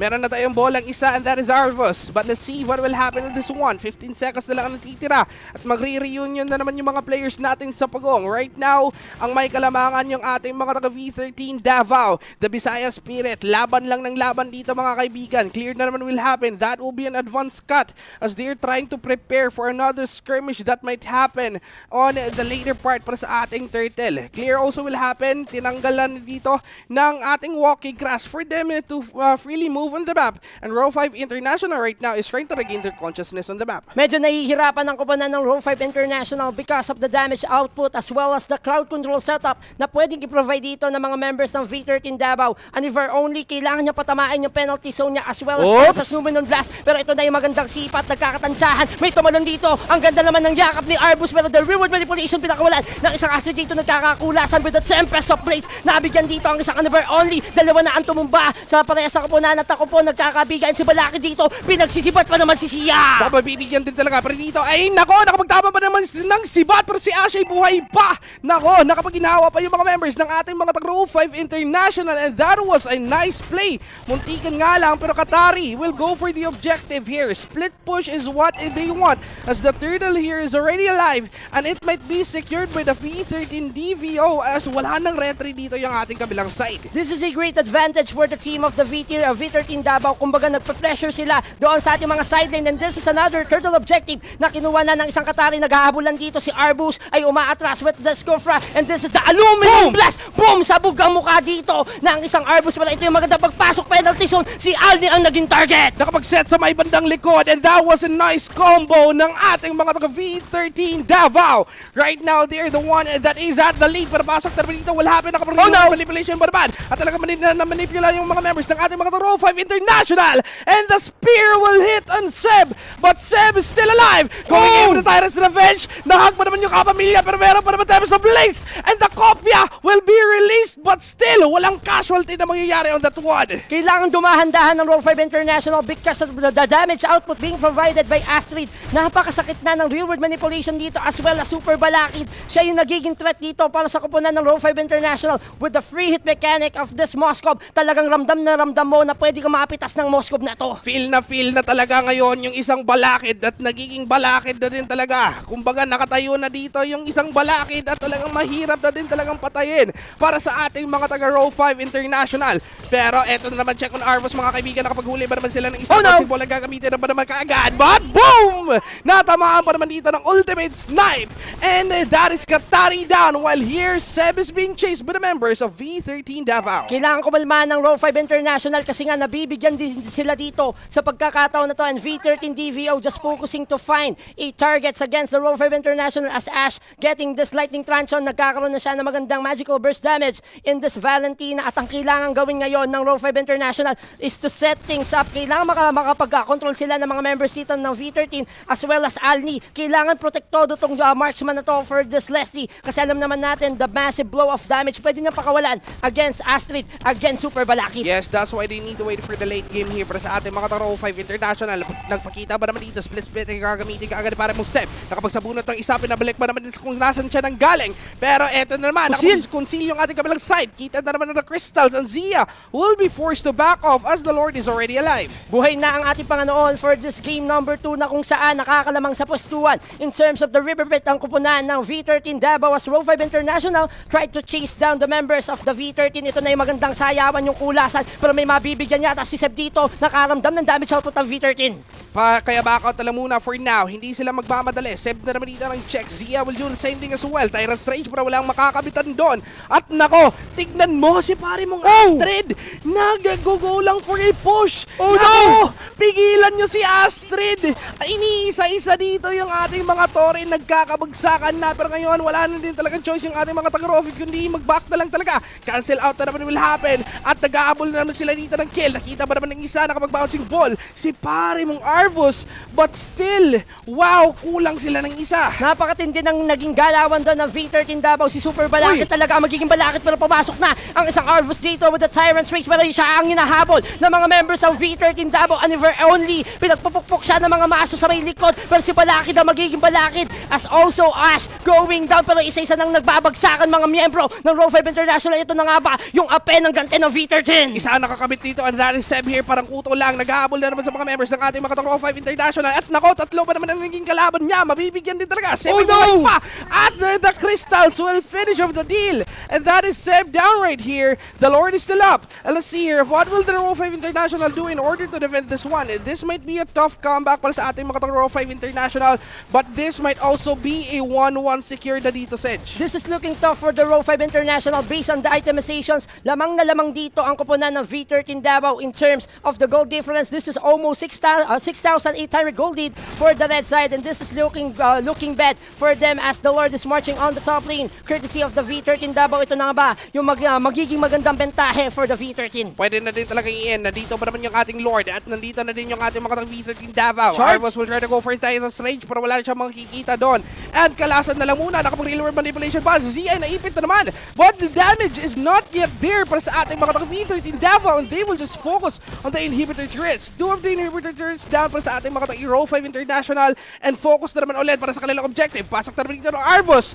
But the set, the no blast will hit on the face. At mukhang mabibigyan na rin talaga. Tama na naman si Bata na kopya ay magre-release na. Pero meron pa naman penalty zone. Outing muna para sa kanila. Parang kuneos lang talon-talon sa mapa. Isa ang natumba sa Row 5 International, and that is Arvus. Apat na lang ang dumidepensa para sa kanila, pero yung V13 talagang naghahanap pa ng mga padugo. Super Balakid, grabe yung pagsisibat niya dito. Talagang basag na yung tatlong tarangkahan dito ng mga members coming from the Row 5 International, and this is looking bad, looking tough for the team of the Row 5. Tingnan natin dito kung tatapusin na nga ba. Nakapagpasok ba naman sa pare mo Seb, pero split gagamitin na. Medyo naguan na. Pero yung ating mga Row 5 ay wala na din talagang choice kundi mag-back out na. 60 seconds na lang ang natitira. Magre-reunion na naman lahat ng ating mga koponan doon sa ating may bandang Lord Pit. Let's see what will happen on this one. Magic Sentry will be used on the map already para makita dito yung kanilang mga kalaban. Kailangan talagang makita dito ng koponan ng Row 5 International kung saan nga ba pumipwesto ang isang Astrid, kasi yun yung nagiging pahirap talaga sa kanila for the Row 5 International.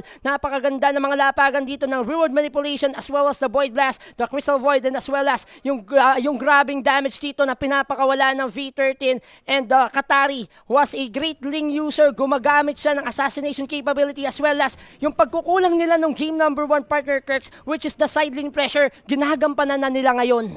Eto na yata talaga yung comeback, Sedge. Medyo nagiging mainit na yung ating mga taga DWRECK Davao. Para lang talaga mga durian. Yung mga tinik nila ay nilalabas na at Katari dito ay batak na talaga. Nakapagtasa na ng maayos yung ating mga taga Davao. And right now, stretch on Arvos 11! At mukhang hindi itutuloy. Ops, kalmahan na lang muna. Astrid dito ay nag-aabol na. Nakapag-real world manipulation. Ito na naman! Penalty zone plus the nominal blast! Pero wala matataba sa penalty ko. Nakapag-set mo na dito. Tyrant's Revenge! Pero nag-iisa ka na yung doon, Arvos. No! At dalawa na lang dito natitira. Tatlo pa na. Pero ito na yata yung free hit na hinahanap nila. Tower open na din talaga. Babagsak pa na dito ng Aldi. At si Zia hindi na din talaga makakapag-defend pa. Sebe babagsak na din. And that is a triple kill as well as an end. 1-1 will be secured by the V13 Davao. And that is it. A tiebreaker for this series. What a bounce back for the team of the V13 Davao. Yung naging kulang nila on that game number 1, pinunuan nila sobra pa against the Row 5 International. And this is a evenly matched team. Sinabi nga natin dito on our casters predictions, in terms of the power level, both teams are equal. Kumbaga parehas ang magiging bakbakan dito, and V13 hindi sila pumayag na magkaroon ng walisan. Wow, what a nice game. It is because of Katari. Nako, grabe talaga, napakaganda ng mga execution na pinakita niya on that one. And also, focus na sila sa objectives. Also, the penalty zone, ang ganda ng naging epekto. Grabe yung mga pasok nila after going in, lapag ng real world manipulation. After ng lapag ng real world manipulation, hindi na nakakapaglabas dito yung mga members ng ating mga taga Row 5 International. And it is because of that connection na nakapag-secure sila dito ng 1-1. Yeah. And also, Moscow, si Super Balakid. Grabe. Naging Balakid para sa ating mga taga Row 5 International. It is because here of the sets, the segues na kanyang ginagawa sa mapa. Kanina, naglo-lord yung kanyang mga kasamahan. Sumasalisi sa gilid Nandun din yung ating mga taga Row 5 International. Nag-segue. Dumaan sa ibang daanan. Dito yung isang Super Balakid. At yun nga ang nakapag-set ng, yun ang nakapag-set ng flow ng game ng ating mga taga V13 Davao. It is because of Super Balakid here na nahirapan sila kung ano nga bang unahin. Will they try to go for and contest for the Lord, or will they try to go for a defend? And it is because of that one that na-divide yung kanilang attention. After the divided attention ng ating Row 5 International, nahirapan na sila na mag-secure ng kanilang mga objective. Also, Zia is medyo nahirapan siya na gumamit ng mga pseudo tank na mga course. Kanina nakita natin on the game number 1, grabe yung kanyang pag-dominate because of that hand zone. Agree. And on the game number 2, medyo naglaylo na siya because of that Fredrin. Well, Fredrin can be used din naman. Kaso nga lang ang magiging problema kasi is the Eve. After you try to go in, wala ka kasi yung flicker. You're not an offlaner Fredrin. So if ever that you wanted to commit, make sure na meron ka makikill, or else you'll be the one that will be killed. At ilang beses natin yung nakita kanina. They're trying to run, but because of the real world manipulation here, Ipet, even Arvos hindi na nakakalabas. Tama. And because of that one, that was a GG well played para sa ating mga taga V13 Davao. At para himayin kung ano nga ba ang nangyari on that game number 2, ipasa na natin to sa ating analyst, Yakuron.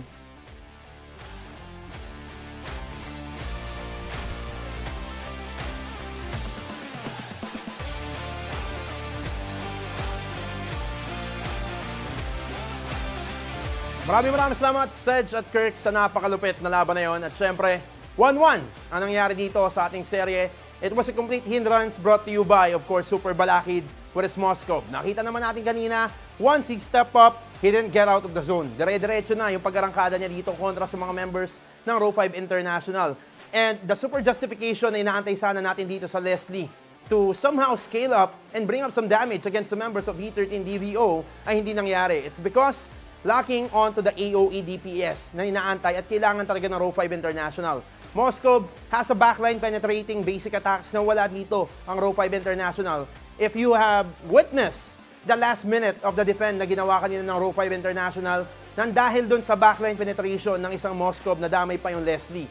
And that being said, napadali dito ang pagtapos ng V13 DVO sa ating laban compared to the game number 1 na ginawa ng Row 5 International. It just seems that Terizla as well is one of the key factors here ni Anibar only really caught off guard the members of Pro 5 International. They have all those AOEs that they need, but they don't have enough damage to somehow challenge the team fight against the members of V13 DVO. We also saw that the Pro 5 International tried to adjust their playstyle when it comes to the defense, but masyado nang malayo yung diferensya ng power spike dito ng V13 DVO. And even Katari was just all around the map. Talagang lahat dito, makikita mo sa kanya, lahat talaga nung minimap natin, nandun yung picture niya. And of course, in our game number 2, the ZM Boutique MVP of this game, it's no other than the Eve of Astrid. For a 608 KDA at team participation of 68%, napakataas nito, providing the crowd control, providing the follow-up action with the real word manipulation, controlling the members of Pro 5 International, and giving out space para dito sa mga members ng V13 para makapag-proceed pa at makapag-push through sa mga members dito ng Pro 5 International. It was really a roller coaster ride for the members of Pro 5 International as well as the members of V13 DVO, but they won't go home, both the teams right now, na magiging 0. Naging 1-1 ang usapan nila at ayun yung maganda because second half of the season right now, and we're just few weeks away on our playoffs. Kailangan talaga makapag-ipon na ng maraming puntos dito para kahit papano ay makapag-keep up pa at makapasok sa ating playoffs. And of course, congratulations to the both teams again as they have secured 1 point each onto this game. But of course, the one that is going to go home na mas masaya talaga kung masil mo yung deal mo from the game number 1 to take 3 points na merong bonus point na pwede mo idagdag talaga para dun sa standing nyo. But still, it is what it is. And of course, we still have a lot of series waiting for you. It's just the series number 1. Napakagandang opening para sa ating lahat ng day number 1. At ibabalik ko muna to sa ating mga casters. Sedge and Kirks, take it away.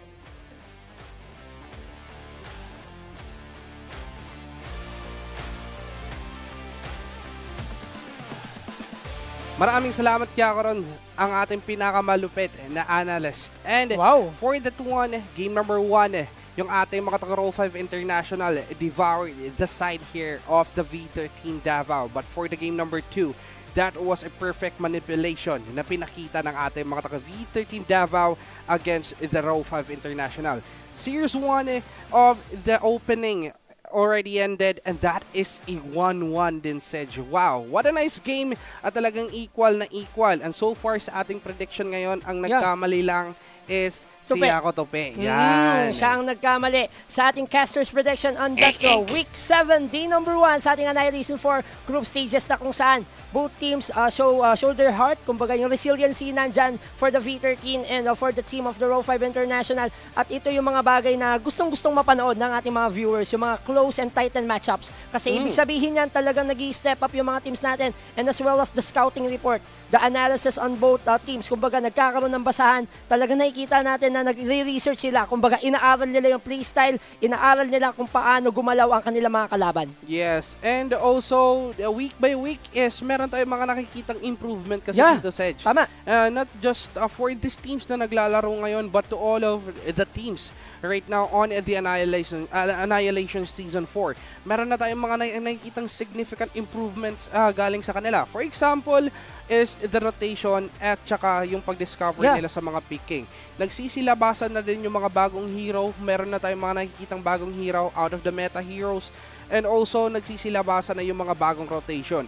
Which is why, kumbaga, we are proud din as your casters and also sa nanonood na din sa mga game nyo na there is really improvement na nakikita namin sa mga players na kinakast namin. And this is the home of the grassroots talents. Kumbaga dito sa PNEL, nakikita natin yung mga rising stars, mga rising esports players na kung saan possible sila ang mag-represent sa ating Pilipinas in terms of the Southeast Asian Games at yun kung ano-ano pa mga sporting events para sa ating bayan. And we're looking forward na talagang magbigay pa ng opportunities para sa kanila.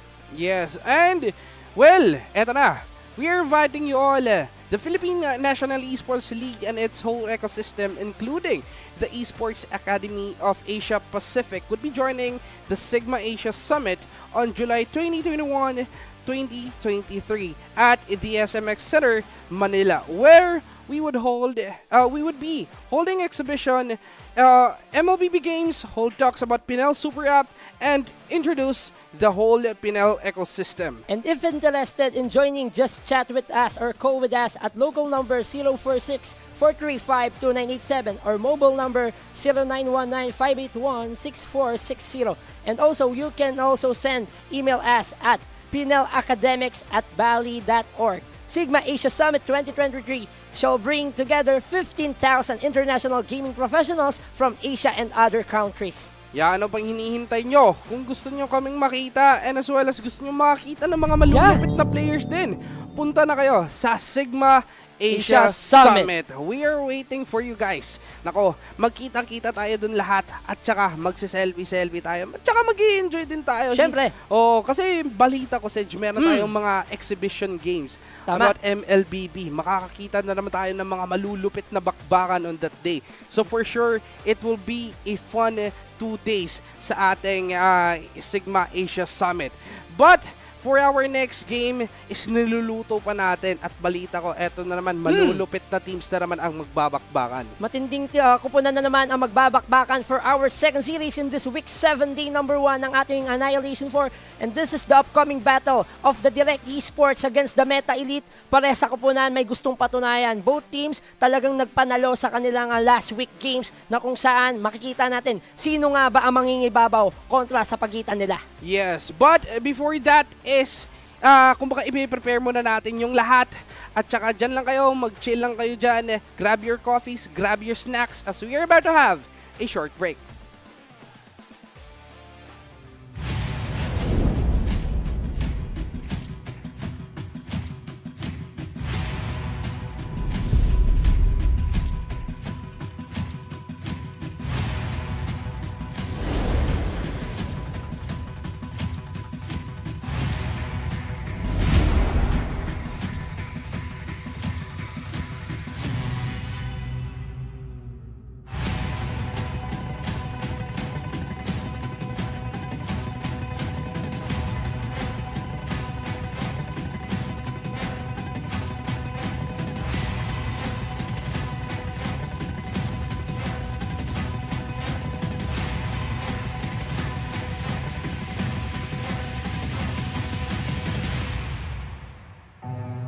Experience the thrill of the biggest gaming event in Asia.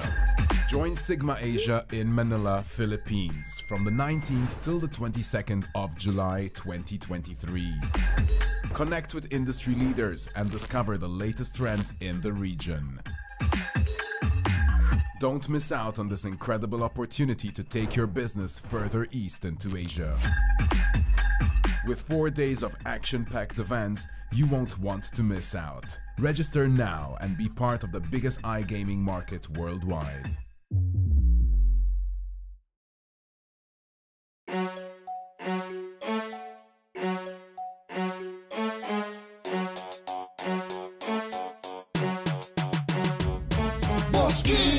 Mapangalan ng idol ko, umusapan ay galing at talino.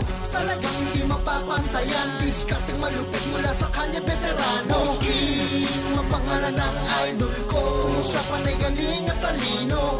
Talagang hindi mapapantayan, diskarteng malupit mula sa kalye veterano. 7, 3, 6, 5, wala kapaguran ng hustle and grind. From nothing to something na abot ang tuktok. Ay kasi naman ni always walk the talk. Walang imposible, lahat ay kayang abutin. Basta isa sa isip mo na kaya mong gawin. Tagumpay nag-aabang nakalaan para sa'yo. Ganyan ang mindset ng boss na totoo. Boss King, mapangalan ng idol ko. Umusapan ay galing at talino. Talagang hindi mapapantayan, diskarteng malupit mula sa kalye veterano. Boss King, mapangalan ng idol ko. Umusapan ay galing at talino. Talagang hindi mapapantayan, diskarteng malupit mula sa kalye veterano. Limitasyon, pagganahin ng imahinasyon, sabayan ng inspirasyon at umaksyon. Sama-sama nga angat, walang maiiwan. Kay Boss Kim, una ang iyong kapakanan. Sabay-sabay nalilipad ng mataas, tahakin natin ng mabuting landas. Nandyan si Boss Kim para sa atin ay umalalay sa ating masayang paglalakbay. Boss Kim, mapangalan ng idol ko. Umusapan ay galing at talino. Talagang hindi mapapantayan, diskarteng malupit mula sa kalye veterano. Boss Kim, mapangalan ng idol ko. Umusapan ay galing at talino. Talagang hindi mapapantayan, diskarteng malupit mula sa kalye veterano. Tupad mga pangarap pag sumama ka sa biyahe, ikutin ang mundo, yayakapin ang swerte. Basta maniwala ka at magtiwala, sa paligid natin uulan ang pera. Tatak HP, palagi kang panalo, kartel na malakas, ito ang bagong imperyo. Tapusin ang paghihirap, it's time to elevate. Si Boss Kim ang bahala sa'yo mag-educate. Boss Kim, ang pangalan ng idol ko, kung usapan ay galing at talino.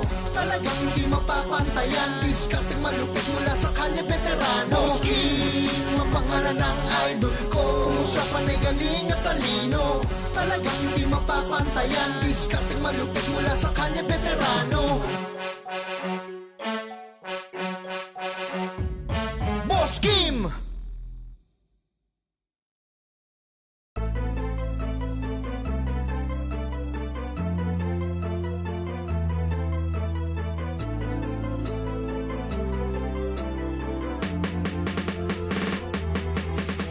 PNEL, ang liga ng mga bagong kampiyon sa larangan ng esports. Oo, eto yun ang mga mandirigma ng bagong henerasyon. Iaangat ang bandera parang revolusyon. Sukatan ng talino, pagalingan ng diskarte. Di biro mga pagsubok bago ka umabante. Dito na masusubukan ang iyong kakayahan. Hindi ka na laban dito ngayon mo patunayan. Lahali mo na open sa dapat nang ihanda. Depensang napakatatag, lahat ng babanggagiba. Sa bayan ako sa bayan matira, matibay. Malalakas na nilalang lang ang magtatagumpay. Inubog na panahon kaya aatak na. Malaking pato ang galaw, nakatodo puwersa. Ipapamalas sa lakas ng isipan, mga taktika. Basta lahat ng harap, automatic na. Dito sa PNEL ay magkakasubukan. Sino tatagal pagdating sa wasakan?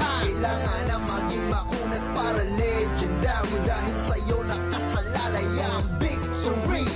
PNEL, ang liga ng mga bagong kampiyon sa larangan ng esports. Oo, eto yun ang mga mandirigma ng bagong henerasyon. Iaangat ang bandera parang revolusyon. PNEL, ang liga ng mga bagong kampiyon sa larangan ng esports. Oo, eto yun ang mga mandirigma ng bagong henerasyon. Iaangat ang bandera parang revolusyon. Dagdag ang mga mahina dito ay walang space. Pinakamatindi lang ang mangunguna sa race. Blazing on fire, determinado. Laban hanggang dulo to, pursigido. Breaking down the barriers, no time to lose. We gonna take it high kasi we pay the dues. Philippine National Esports League on the rise. It's about the greatness, not just the prize. The quest for supremacy begins right now. Do you have what it takes para mangibabaw? The game is a battlefield, ikaw ang sundalo. Di ka pwedeng mawala sa iyong momento. Kamay na para makinarya, isip na mechanical. Pusong nag-aalap, mabangis Pinoy natural. Sa lahat na sasalubong, walang matitira. Saksihan mo sa PNEL kung sino mangunguna. PNEL, ang liga ng mga bagong kampiyon sa larangan ng esports. Oo, eto yun ang mga mandirigma ng bagong henerasyon. Iaangat ang bandera parang revolusyon. PNEL, ang liga ng mga bagong kampiyon sa larangan ng esports. Oo, eto yun ang mga mandirigma ng bagong henerasyon. Iaangat ang bandera parang revolusyon. Dito sa PNEL ay magkakasubukan. Kung sino tatagal pagdating sa wasakan. Kailangan na maging makunat para legendary. Dahil sa'yo nakasalalay ang victory. Kamay na para makinarya, isip na mechanical. Pusong nag-aalab, mabangis Pinoy natural. Bansang lahat na sasalubong, walang matitira. Saksihan mo sa PNEL kung sino mangunguna. PNEL, ang liga ng mga bagong kampiyon sa larangan ng esports. Oo, eto yun ang mga mandirigma ng bagong henerasyon. Iaangat ang bandera parang revolusyon.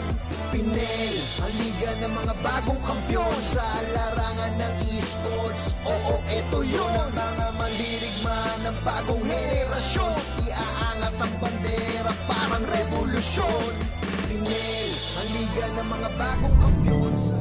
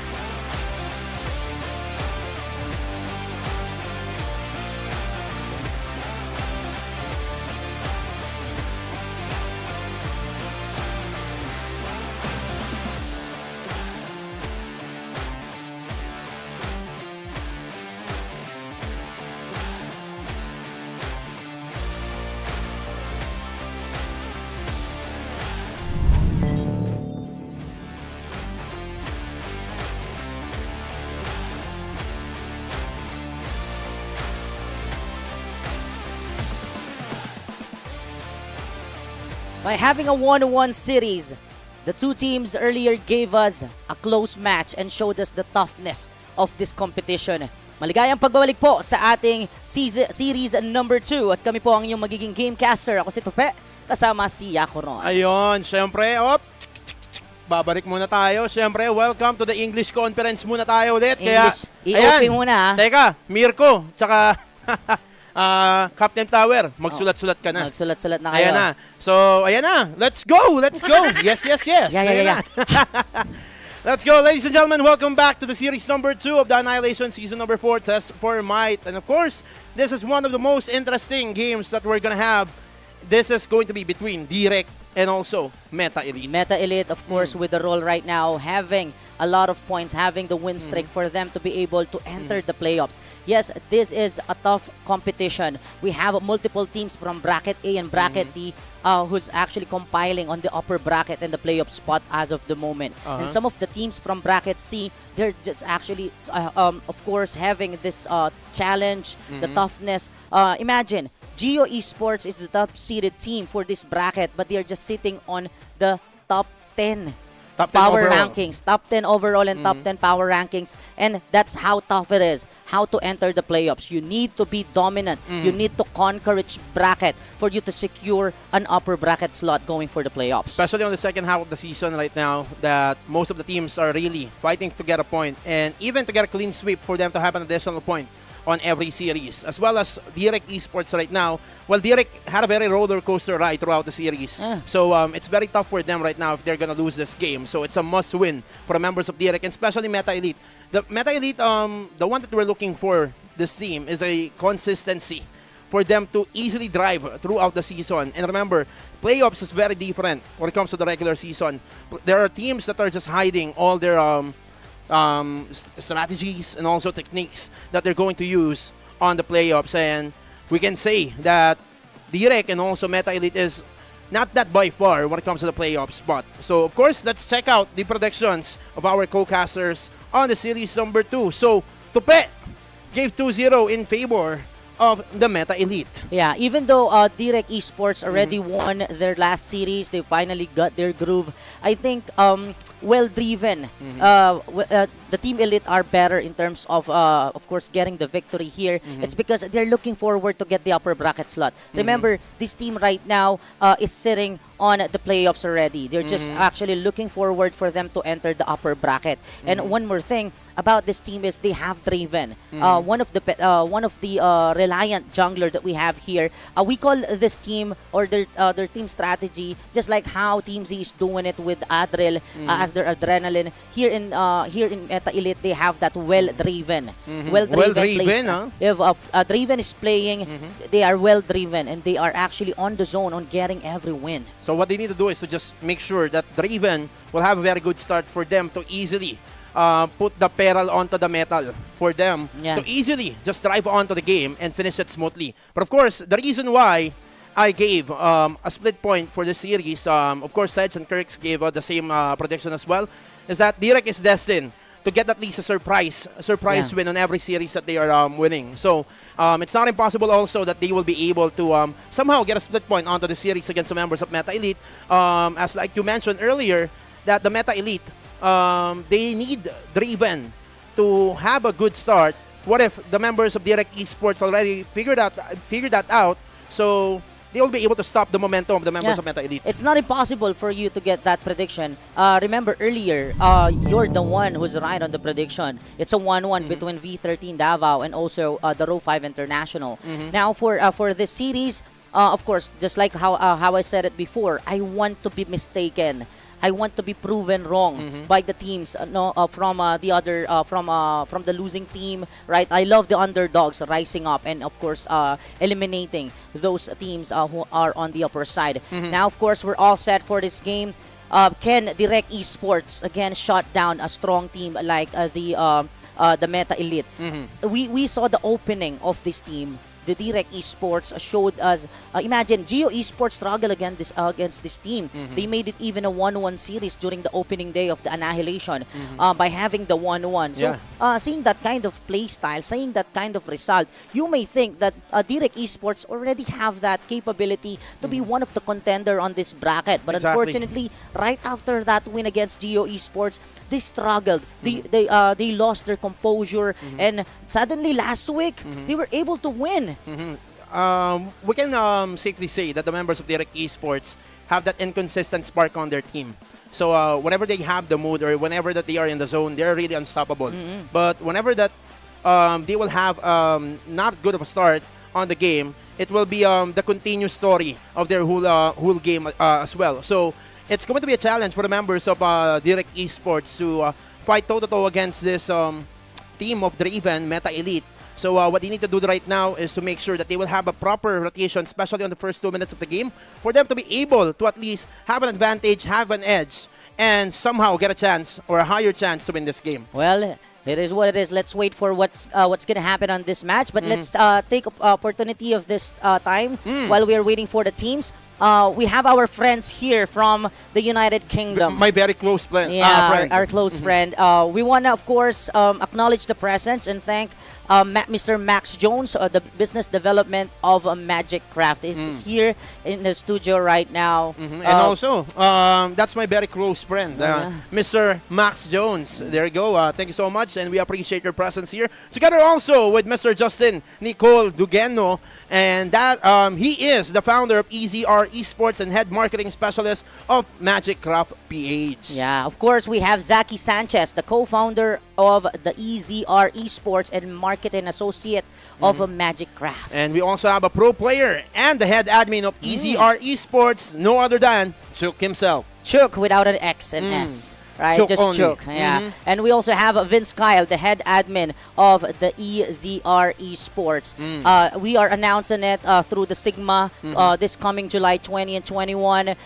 Wait for the partnership of PNEL and Magic Craft and also with EZR. We're going to produce one of the big leagues here in the Philippine National Esports League, representing the new game, the one of the best MOBA game that every esports enthusiast should play, the Magic Craft. They should love this game. And of course, there's a lot of things happening earlier before the start of this broadcast. Mr. Max Jones and also together with the whole team of Magic Craft already have some projects and also projections on this upcoming game. So it's clearly something that we can say that this is going to be a new future for the Filipino players, for them to be able to have another edge on another game, not just focusing on Mobile Legends itself. Yeah, of course, there are a lot of MOBA games and mobile games that we should love, of course, and with the competition that we have right now, imagine, this is just a game that was recently launched here in the Philippines, but now we already have this kind of competitive scene. We already have it here. We're going to have it soon. Wait for the PNEL partnership and the Magic Craft. But, of course, let's prepare for the next game, ladies and gentlemen, the battle between the Meta Elite and also DWRECK Esports. Let's watch their video messages. Sa mga kalaban namin sa Meta Elite, bigyan lang natin yung best natin at enjoy lang natin yung laro. Yun lang. Good luck. Hi guys, my name is Johan and I am 7th man and substitute support mage ng Meta Elite. And inanyayahan ko po kayo na manood at supportahan ang aming team kontra DWRECK. And ang masasabi ko po sa DWRECK ay galingan natin parehas and ibigay natin yung best natin for us to give the viewers satisfaction. Ay lamang po, bye-bye! Good message from DWRECK, but a better message from the members of Meta Elite. It's just like you are receiving a message or an answer from a pageant, right? Coming from the bottom of the heart. Yeah, it's like an essay, right? With the numbers of words. But I just noticed every video message that we're watching, it's getting closer and closer, right? With the camera. It's because the influence, and that really started from the members of, I don't exactly remember the name, but I will soon find out who started this close-up video message from the teams. Yeah, and I love some of the teams were putting some twist, like the PL Knights. PL Knights? The walkout twist coming from Wayne. Right, look at them. They were able to get the split point against the Magic or the Maximum Crisis. But of course, you heard it from the players. We're ready for this series number 2. Ladies and gentlemen, let's begin the drafting. Welcome, ladies and gentlemen, to the game number 1 drafting phase of the members of DWRECK versus the Meta Elite. So is it going to be a split point for both teams, or is it going to be a 2-0 clean sweep either from the DWRECK or the Meta Elite? Again, we're looking for a consistency of these teams. DWRECK Esports still needs to find a spot and needs to chase points for them to be able to at least have a spot on the lower bracket of the playoffs, while the members of the Meta Elite is trying to secure some points to be part of the upper brackets. Jason. Yes, indeed. They badly need their points. We have 3 more series for the DWRECK Esports.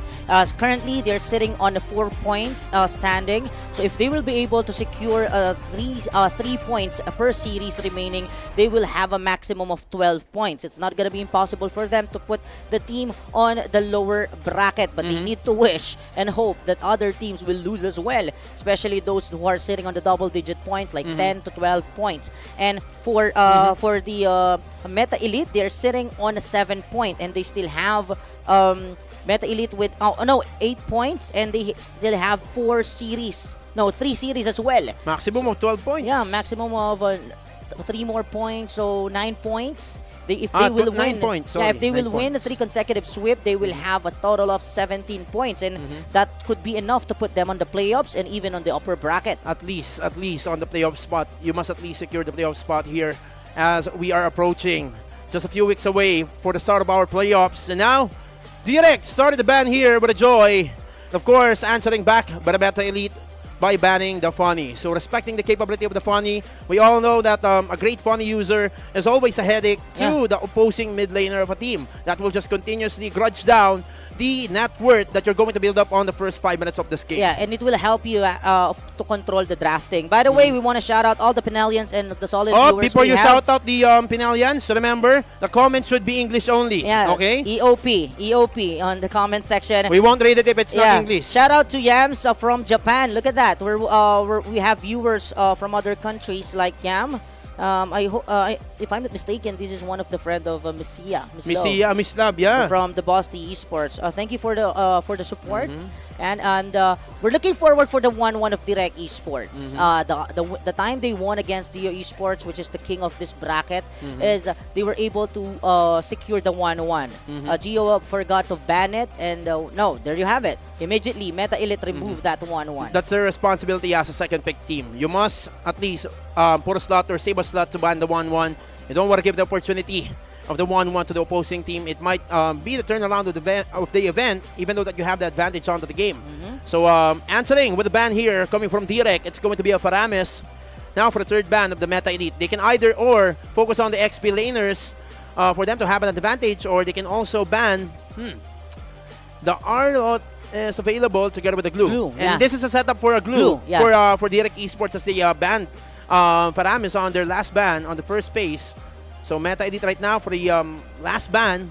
Let's see who's their choice here. It's usual, and this is a typical setup for the glue. Meta Elite should see it coming unless they want to challenge the members of DWRECK by having the glue, and then they will counter it with an Arlot. So there you have it. They don't want suppress, and I think they want to trade it with suppress heroes of their own. Meta Elite right now, even though they're on the second pick, they're the one who want to control the tempo of this drafting. If DWRECK Esports goes for the glue, they will go for an Arlot and Kaja. Exactly. That's the what do you call this?